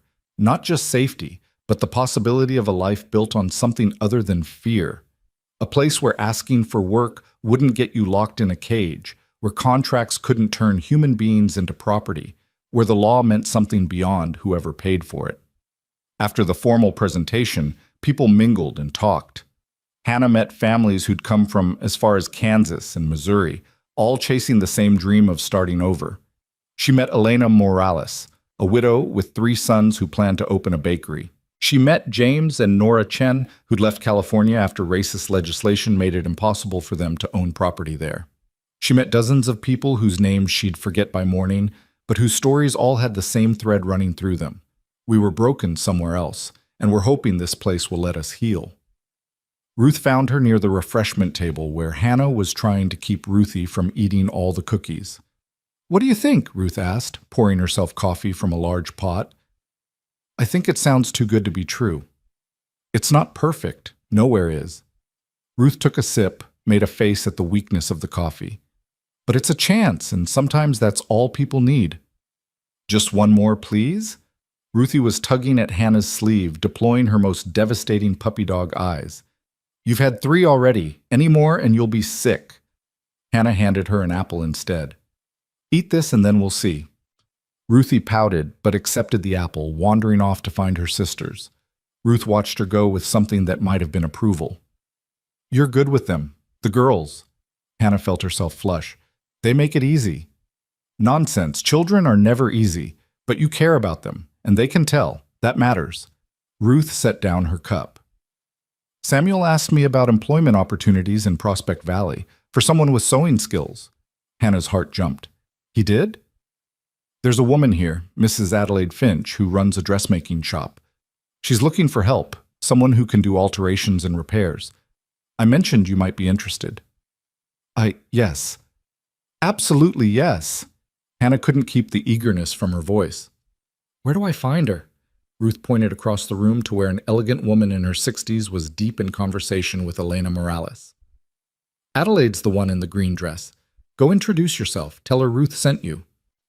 Hannah crossed the room, feeling like she was walking toward her own future. Adelaide Finch had silver hair arranged in elaborate braids, kind eyes behind wire spectacles, and hands that moved expressively as she talked. When Hannah approached, she turned with a welcoming smile. Mrs. Finch? I'm Hannah Brennan. Ruth Hollister said you might need help with sewing. Adelaide's eyes sharpened with interest. Can you do buttonholes? Yes, ma'am. And hemming, alterations, basic tailoring. My mother taught me before she passed. Show me your hands. Hannah held them out, suddenly self-conscious of the calluses and rough skin from weeks of ranch work. But Adelaide took them gently, examined the fingers, tested the flexibility of the joints. Good hands, strong but nimble. Adelaide released her. I can offer you 3 days a week to start. Pays modest but fair, and if you prove skilled, there's potential for more hours. She paused. I should warn you, I have high standards. I won't sell shoddy work just because we're in a frontier town. If you can't meet my expectations, this won't work out. I understand. I'd like to try. Adelaide smiled, and it transformed her whole face. Then we'll see you Monday morning, 8 o'clock sharp. Hannah felt like she was floating as she returned to where Samuel and the girls waited. Mary took one look at her expression and squealed. You got it! You got the job! I start Monday, 3 days a week. Hannah couldn't stop smiling even though her face hurt from it. I'm going to be a seamstress, a real seamstress, with wages and everything. Samuel's pride was visible even in the dim church lighting. Congratulations, you've earned it. We should celebrate, Esther declared. Can we get pie from that bakery lady? It's not open yet, Abigail pointed out with the patience of someone who'd explained this multiple times already. Then we'll bake our own pie when we get home. The special kind with the lattice top. Esther looked at Hannah hopefully. You'll show us how, right? Of course. We'll make the best celebration pie this territory has ever seen. The ride home was full of chatter and plans. The girls wanted to know everything about Prospect Valley. Could they really move there? Would they have their own house? Could they get a dog? Would there be other children to play with?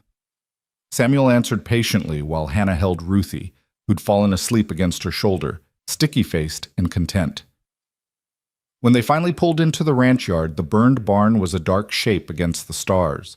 But instead of feeling like a scar, it looked like possibility, cleared ground where something new could be built. Samuel helped Hannah down from the wagon while Mary herded the younger girls inside.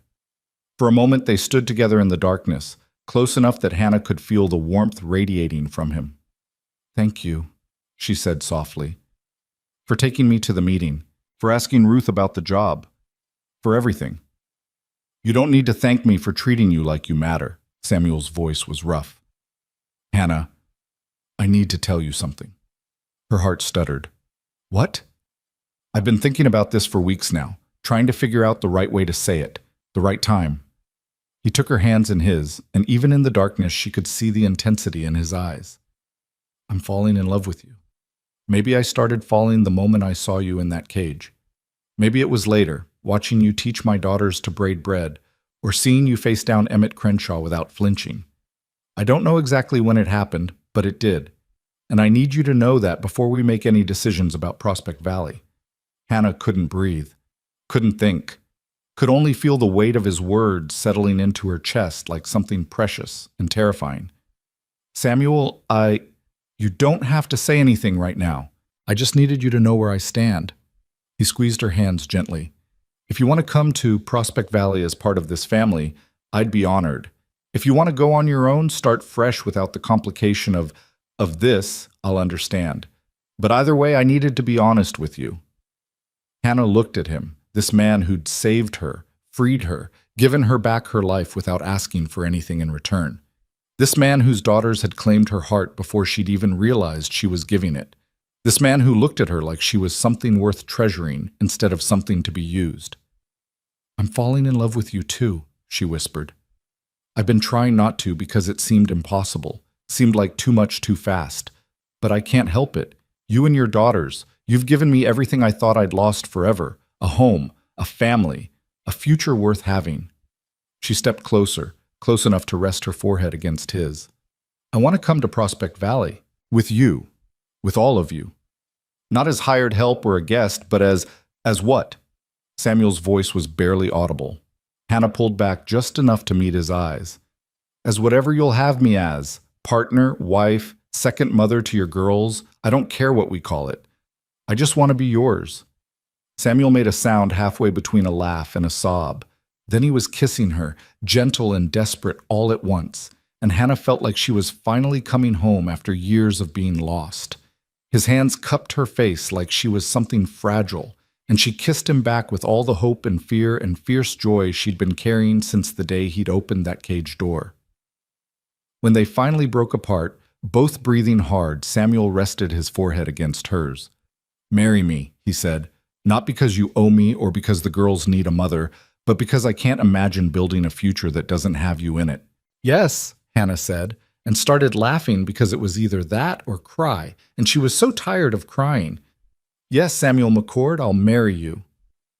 Papa's kissing Miss Hannah. They sprang apart to find all 5 girls crowded at the window, faces pressed to the glass, various expressions of delight and scandal on their faces. Ruthie was clapping. Mary was crying happy tears. Esther was grinning like she'd won a bet. Samuel groaned. How long have you been watching? Long enough, Mary called back. Does this mean Hannah's really staying? Forever? Forever, Hannah confirmed, and felt the truth of it settle deep. If you'll have me. The girls erupted from the house in a tangle of nightgowns and squeals, surrounding them in hugs and questions, and demands to know when the wedding would be, and could they have new dresses, and could they call her mama, or was that too soon? Hannah looked at Samuel over the chaos of his daughters, their daughters now, and saw her whole future reflected in his eyes. It wouldn't be easy. Building a new life never was. But it would be theirs, built on honesty and hard work, and the kind of love that didn't come from grand gestures but from showing up every day and choosing each other over and over again. She'd been locked in a cage and left to die under a merciless sun. She'd been owned, hunted, burned out of the first safe place she'd found in years. But she'd survived. More than that, she'd found something worth surviving for. A family, a home. A man who looked at her like she hung the stars. And tomorrow they'd start making plans to move to Prospect Valley, to build a house with no ghosts, to create a future where 5 girls could grow up believing the world was kind, and a woman who'd been treated like property could finally be free. But tonight, under the Colorado stars, with Samuel's arm around her waist and his daughters chattering about wedding plans, Hannah Brennan let herself believe in happy endings. Just this once. Just forever.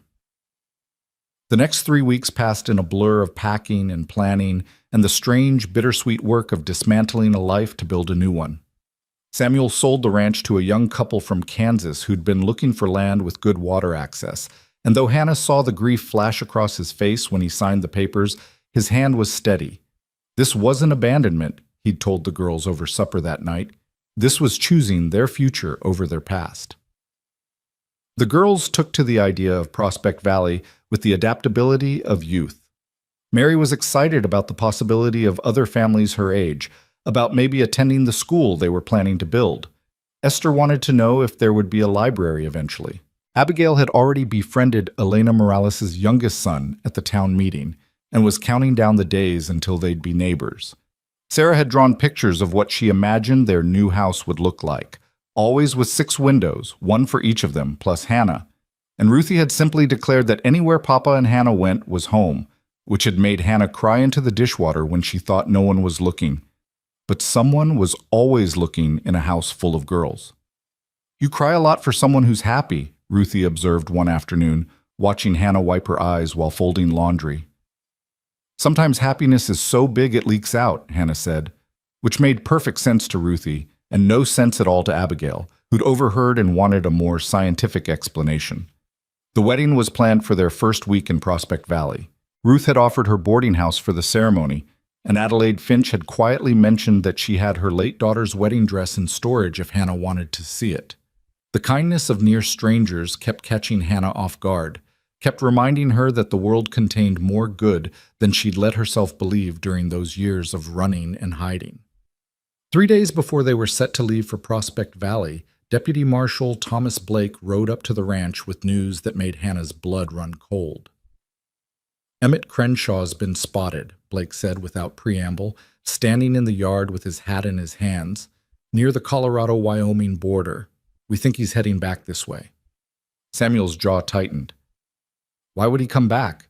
He has to know there's a warrant out for him." Men like Emmett don't think straight when their pride's been damaged.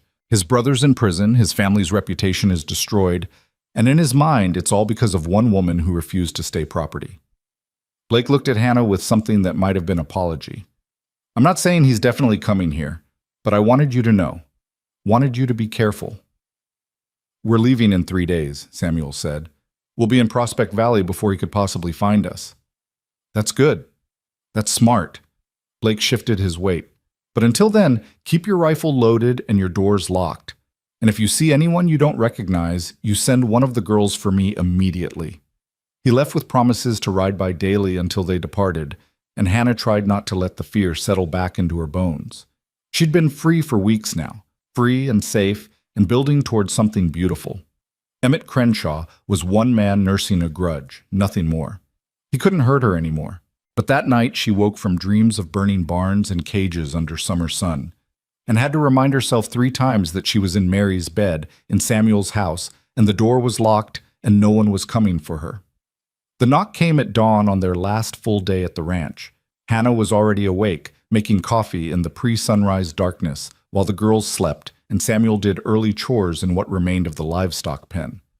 The knock was soft, almost tentative, nothing like Emmett's aggressive pounding or Blake's official rap. She approached the door cautiously, keeping the heavy iron poker from the fireplace in one hand. "Who is it?" "Please, I need help. I'm not here to hurt anyone. Please." A woman's voice, young and frightened. Hannah hesitated for only a moment before cracking the door open, poker still raised. The girl on the porch couldn't have been more than 19. She was thin to the point of gaunt, dressed in a torn calico dress that had seen better months, with dark hair falling loose around her shoulders and eyes that held the particular exhaustion Hannah recognized from her own reflection 3 years ago. Behind her, barely visible in the growing light, sat a horse that looked as worn out as its rider. "I'm sorry," the girl stammered, hands raised to show she was unarmed. "I didn't know where else to go. Ruth Hollister said, she said if I needed help to find Samuel McCord's ranch. Said there was a woman here who'd understand." Hannah lowered the poker. "Who are you?" "Violet. Violet Chen. I was in Crenshaw's boarding house. With you, I think, though you'd probably left before I arrived." She swayed slightly, and Hannah realized she was about to collapse. "Come inside," Hannah said, making the decision in an instant. She helped Violet across the threshold and into a chair by the fire, then called toward the bedrooms. "Mary, I need you." Mary appeared in her nightgown, took one look at Violet, and immediately went into the same efficient mode she'd shown when Hannah first arrived. Water, food, a blanket. Within minutes, they had Violet settled with bread and weak tea, and the girl's story emerged in fits and starts between bites. She'd been released when the boarding house was raided, had gone to stay with Ruth like the other girls. But 2 days ago, a man had come looking for her. Not Emmett, she didn't think, but someone working for him. Someone who'd gotten her name from somewhere and asked too many questions about where she'd gone, and whether she knew anything about the Brennan woman who'd caused all this trouble. "I got scared," Violet whispered. "I thought if they found me, they'd use me to find you. So I ran, took Ruth's old mare without asking, and just rode. I'm sorry. I know that was stealing. I'll pay her back somehow." "Ruth won't care about the horse," Hannah said gently. "She'll care that you're safe. Did anyone follow you?" "I don't think so. I stayed off the main roads, rode through the night." Violet's eyes filled with tears. "I didn't know what else to do. Everyone said you escaped Crenshaw, that you were free now. I thought maybe you'd know how to help me stay free too." Samuel had come in at some point during the story and stood leaning against the doorframe, listening. Now he crossed to the table and sat down across from Violet. "You did the right thing coming here," he said, "and you're safe now. We're leaving for Prospect Valley today instead of tomorrow, and you're coming with us." "I can't. I don't have any money, any way to pay." "Didn't ask you to pay. Asked you to come with us to a place where Emmett Crenshaw and his people can't touch you." Samuel's voice was firm. "We take care of our own, and anyone Ruth Hollister sends to us counts as our own. Understand?" Violet nodded, tears spilling over, and Hannah reached across the table to squeeze her hand. She understood exactly what the girl was feeling, the disbelief that kindness could be real, the fear that accepting help would somehow make everything worse, the desperate hope that maybe this time would be different. "We'll keep you safe," Hannah promised. "I swear it." The house erupted into controlled chaos as they accelerated their departure plans. The girls packed the last of their belongings while Samuel hitched the wagon and loaded their furniture. Hannah helped Violet wash and change into one of Mary's dresses, braided her hair, fed her a proper breakfast. By mid-morning, they were ready to leave. Everything they owned packed into 2 wagons, the livestock sold or distributed to neighbors, the ranch house empty and echoing. Samuel stood in the doorway one last time, looking at the space where he'd raised his daughters and buried his grief and learned to live again. Hannah came to stand beside him, slipping her hand into his. "You all right?" "Catherine and I built this place," he said quietly. "Planned every room, chose every timber. I can still see her here, standing at that stove, rocking Sarah by the fire, laughing at something Mary said." He squeezed Hannah's hand. "But she's not here anymore. She's been gone a long time, and I think she'd be happy that we're moving forward instead of staying frozen in what was. I think she'd be proud of you, of the girls, of what you've built from the grief." Samuel looked down at her, and his smile was soft with affection. "I think she'd like you. Catherine always loved people who refused to quit." They locked the door and left the key under the porch step for the new owners, then climbed into the wagon where the girls waited with varying degrees of patience. Violet sat squeezed between Esther and Abigail, looking overwhelmed but cautiously hopeful. Ruthie had already fallen asleep against Mary's shoulder despite the early hour. The journey to Prospect Valley took most of the day. They followed the route Samuel and Blake had taken to Denver but branched northeast before reaching the main road, taking a smaller track that wound through pine forests and across meadows brilliant with late summer wildflowers. The girls sang traveling songs to pass the time, and Violet slowly relaxed enough to join in, her voice tentative but sweet. They stopped once at midday to rest the horses and eat the lunch Mary had packed. Sarah presented Violet with a drawing, a house with 6 windows and 7 stick figures holding hands in front of it. Violet stared at it for a long moment, then carefully folded it and tucked it into her pocket like it was made of gold. "Thank you," she whispered. No one's ever drawn me into their family before." "You're one of us now," Sarah said with the absolute certainty of 8-year-old logic. Hannah said so, and Hannah doesn't lie. By late afternoon, the valley came into view, a broad stretch of grassland nestled between rolling hills, a creek running silver through the center, and the beginnings of a town taking shape along the water. Hannah counted maybe 30 buildings in various states of completion, from finished houses with glass windows to timber frames still waiting for walls. The church where they'd held the town meeting stood at the heart of it all, white-painted and solid, its bell tower visible from miles away. People emerged as they rolled into town, waving, calling greetings, directing them toward plots of land that had been set aside for new families. Marcus Webb himself came to meet them, explaining that they'd reserved a half-acre lot near the creek with space for a house and a small barn. The plot next to theirs belonged to Adelaide Finch, he added with a knowing smile in Hannah's direction, which would make her morning commute remarkably convenient. Ruth appeared with her usual impeccable timing, surveying their wagons and the exhausted travelers with the practiced eye of someone who'd organized more arrivals than she could count. Made it in one piece, I see. And picked up a stray. Her gaze landed on Violet, and something that might have been relief flickered across her face. Violet Chen, I've been worried sick about you, girl. I'm sorry, Mrs. Hollister. I didn't mean to steal your horse. The horse is fine. I'm more concerned about you. Ruth stepped closer, lowered her voice. The man who came asking questions, I didn't tell him anything, but he was persistent. You were right to run. He won't find her here, Samuel said. And if he does, he'll have to go through all of us. Ruth nodded approval. Good. Violet can stay with me until she's ready to find her own place. I've got 3 other girls from the boarding house already there. They'll be glad to see a familiar face. She looked at Hannah. You're staying with me too until the wedding, I assume, tradition and all that? Hannah had forgotten about that particular tradition, the bride spending the night before the wedding apart from her groom.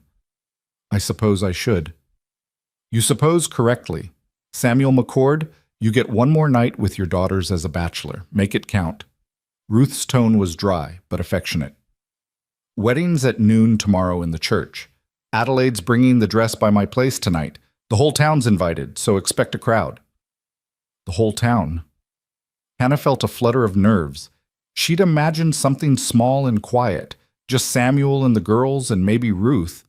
Not a spectacle. Samuel must have seen something in her expression because he squeezed her hand. We can make it smaller if you want. Just us. No. Hannah took a breath, straightened her spine. No, if we're building a life here, if we're becoming part of this community, then we do it right. We let people celebrate with us. That's my girl, Ruth said approvingly.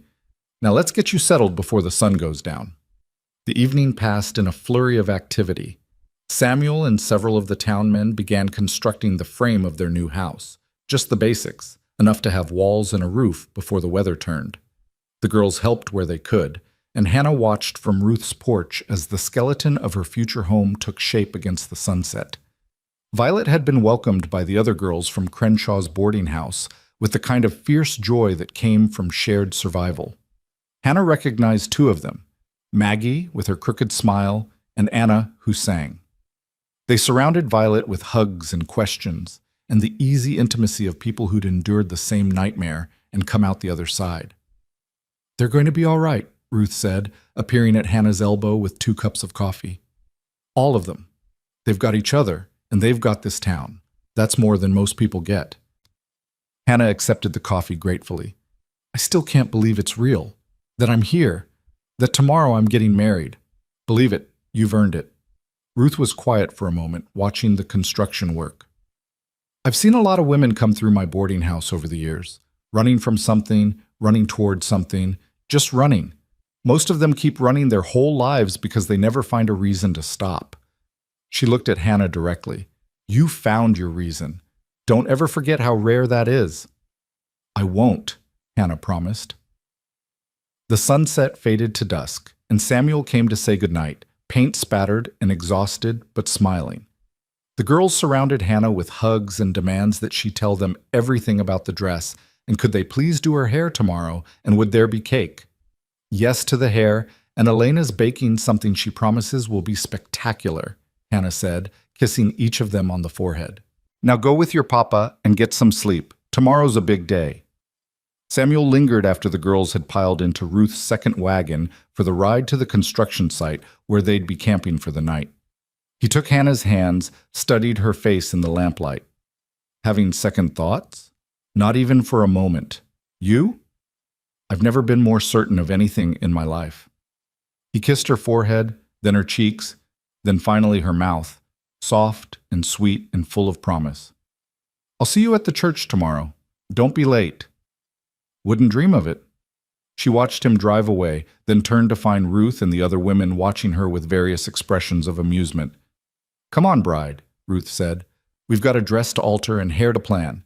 Adelaide's waiting inside.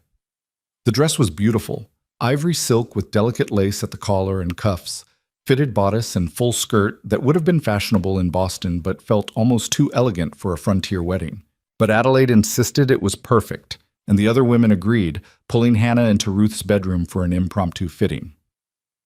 They worked late into the night, taking in seams and adjusting the hem, arguing cheerfully about whether Hannah's hair should be up or down or braided. Violet proved to have a gift for needlework and helped Adelaide with the intricate alterations while Maggie and Anna planned flowers and music. Somewhere around midnight, Hannah looked around at these women, most of them strangers a month ago, some of them survivors of the same hell she'd escaped, and felt her throat tighten with gratitude. This was what family looked like when you built it yourself. Not blood, not obligation, but choice and shared survival and the fierce determination to make something good out of what you'd been given. "Thank you," she said, and her voice cracked. "All of you. For this. For everything." "Oh, don't you start crying," Maggie warned. "If you start, we'll all start, and then your eyes will be puffy tomorrow." But they were all crying anyway, happy tears that felt like healing. And when they finally declared the dress perfect and sent Hannah to bed, she lay awake in Ruth's guest room, staring at the ceiling and counting her blessings like prayers. Tomorrow, she'd marry Samuel McCord. She'd become mother to 5 girls who'd claimed her before she'd even realized she was being claimed. She'd start her new job with Adelaide, build a life in this town full of second chances, sleep in a house with no ghosts, and wake up every morning knowing she was exactly where she belonged. It felt impossible. It felt like a dream she'd have in that cage, something her mind would conjure to make the heat and hunger bearable. But when she finally slept, her dreams were full of white dresses and church bells, and a future so bright it hurt to look at directly. Morning came with ruthless efficiency. Ruth had Hannah up at dawn, fed and bathed, and settled in a chair while the women descended with flowers and hairpins and an alarming amount of opinions about eyebrows. The dress fit perfectly after last night's alterations, and when Hannah finally looked at herself in Ruth's full-length mirror, she barely recognized the woman staring back.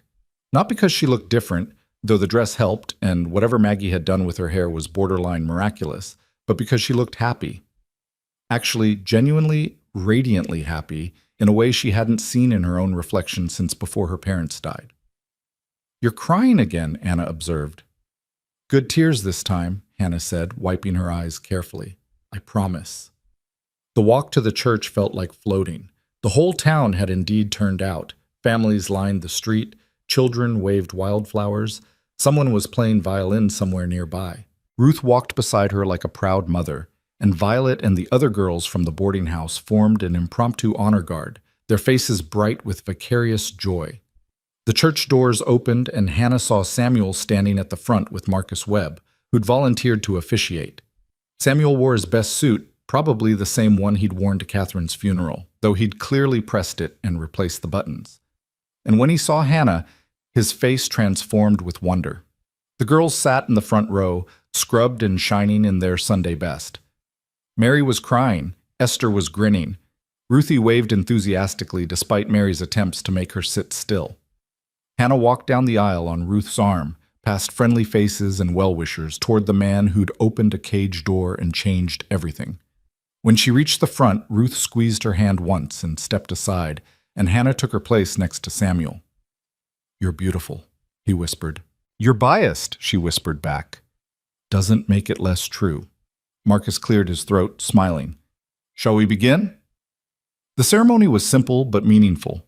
Marcus spoke about partnership and choosing each other every day, about building families from love rather than obligation, about second chances and new beginnings. When it came time for vows, Samuel took Hannah's hands and spoke in a voice that carried to every corner of the church.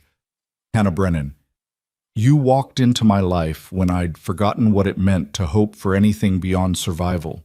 You showed my daughters what strength looks like, what kindness looks like, what it means to keep going even when the world's tried to break you.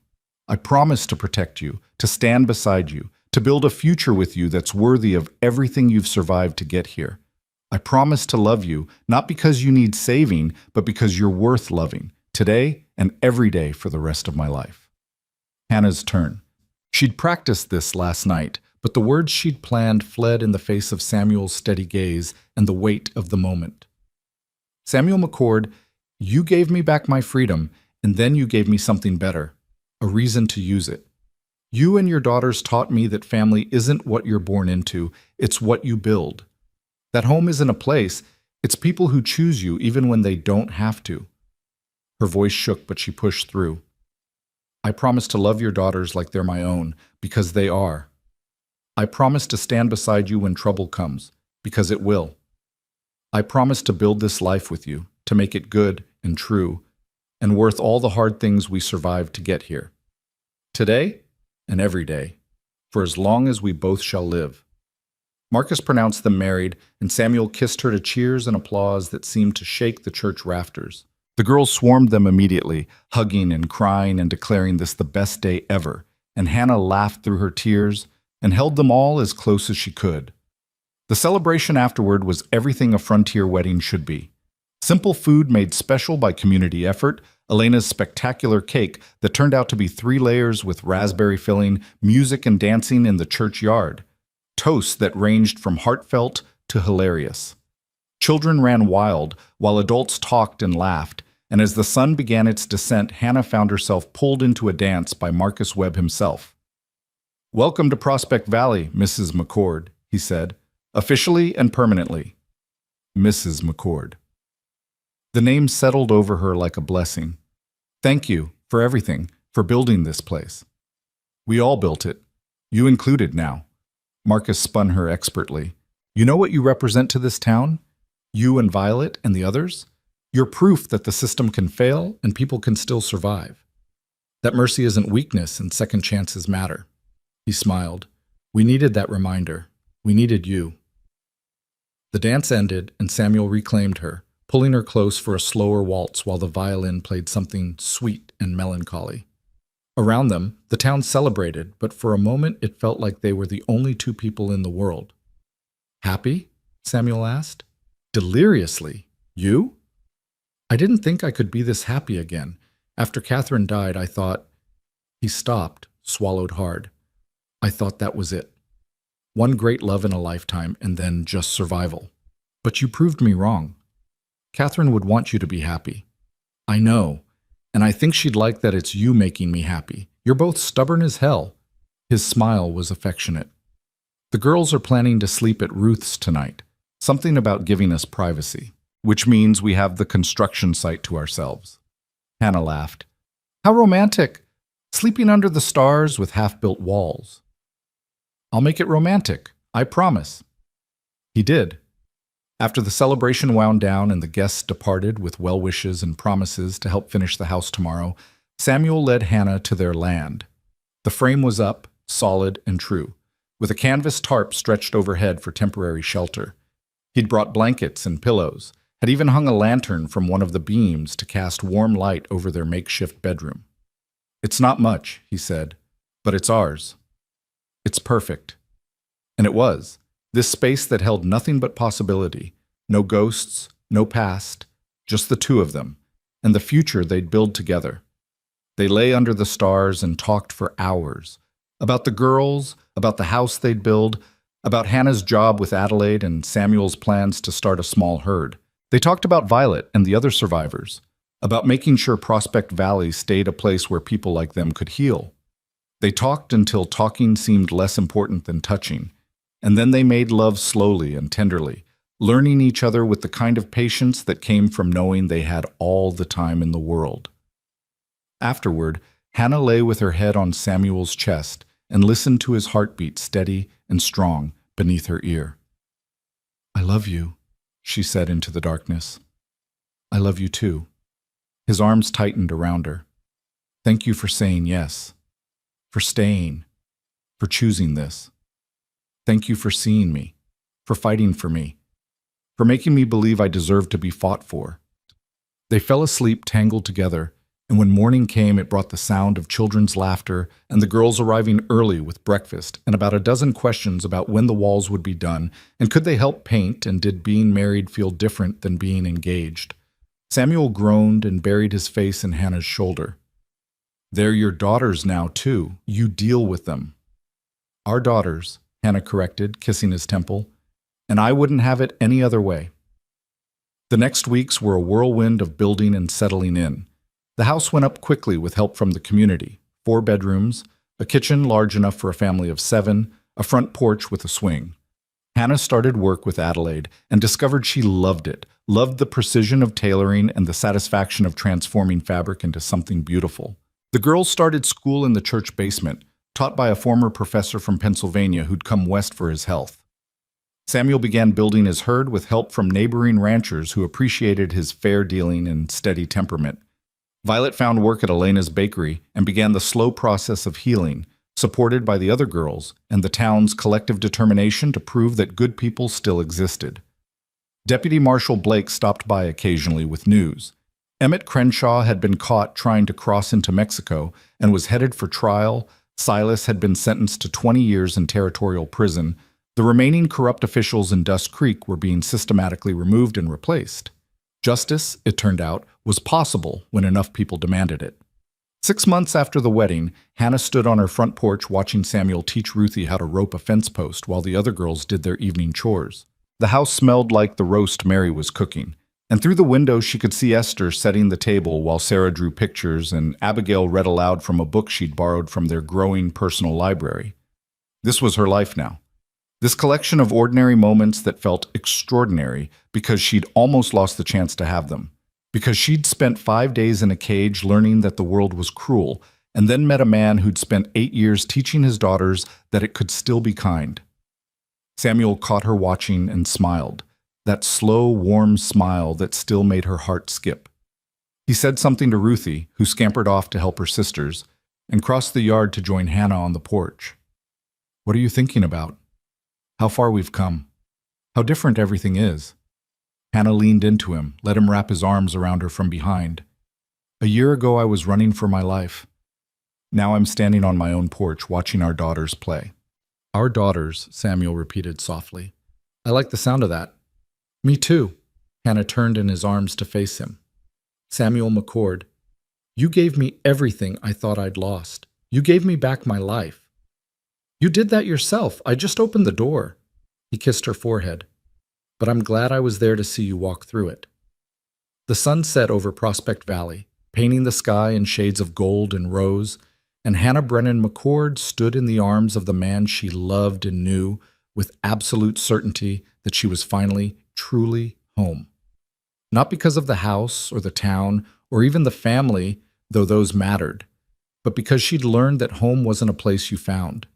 It was something you built, piece by piece, choice by choice, with people who saw you at your worst and loved you anyway. She'd been locked in a cage and left to die. She'd been hunted, burned out, nearly broken by men who thought power meant ownership. But she'd survived. More than that, she'd thrived. And standing here on this porch with Samuel's arms around her and the sound of their daughter's laughter floating through the open windows, Hannah finally understood what freedom really meant. Not just the absence of chains, but the presence of choice, the ability to build something beautiful out of ashes, the courage to hope even when hope seemed impossible. She was free. She was loved. She was home. And no fire could ever steal that away.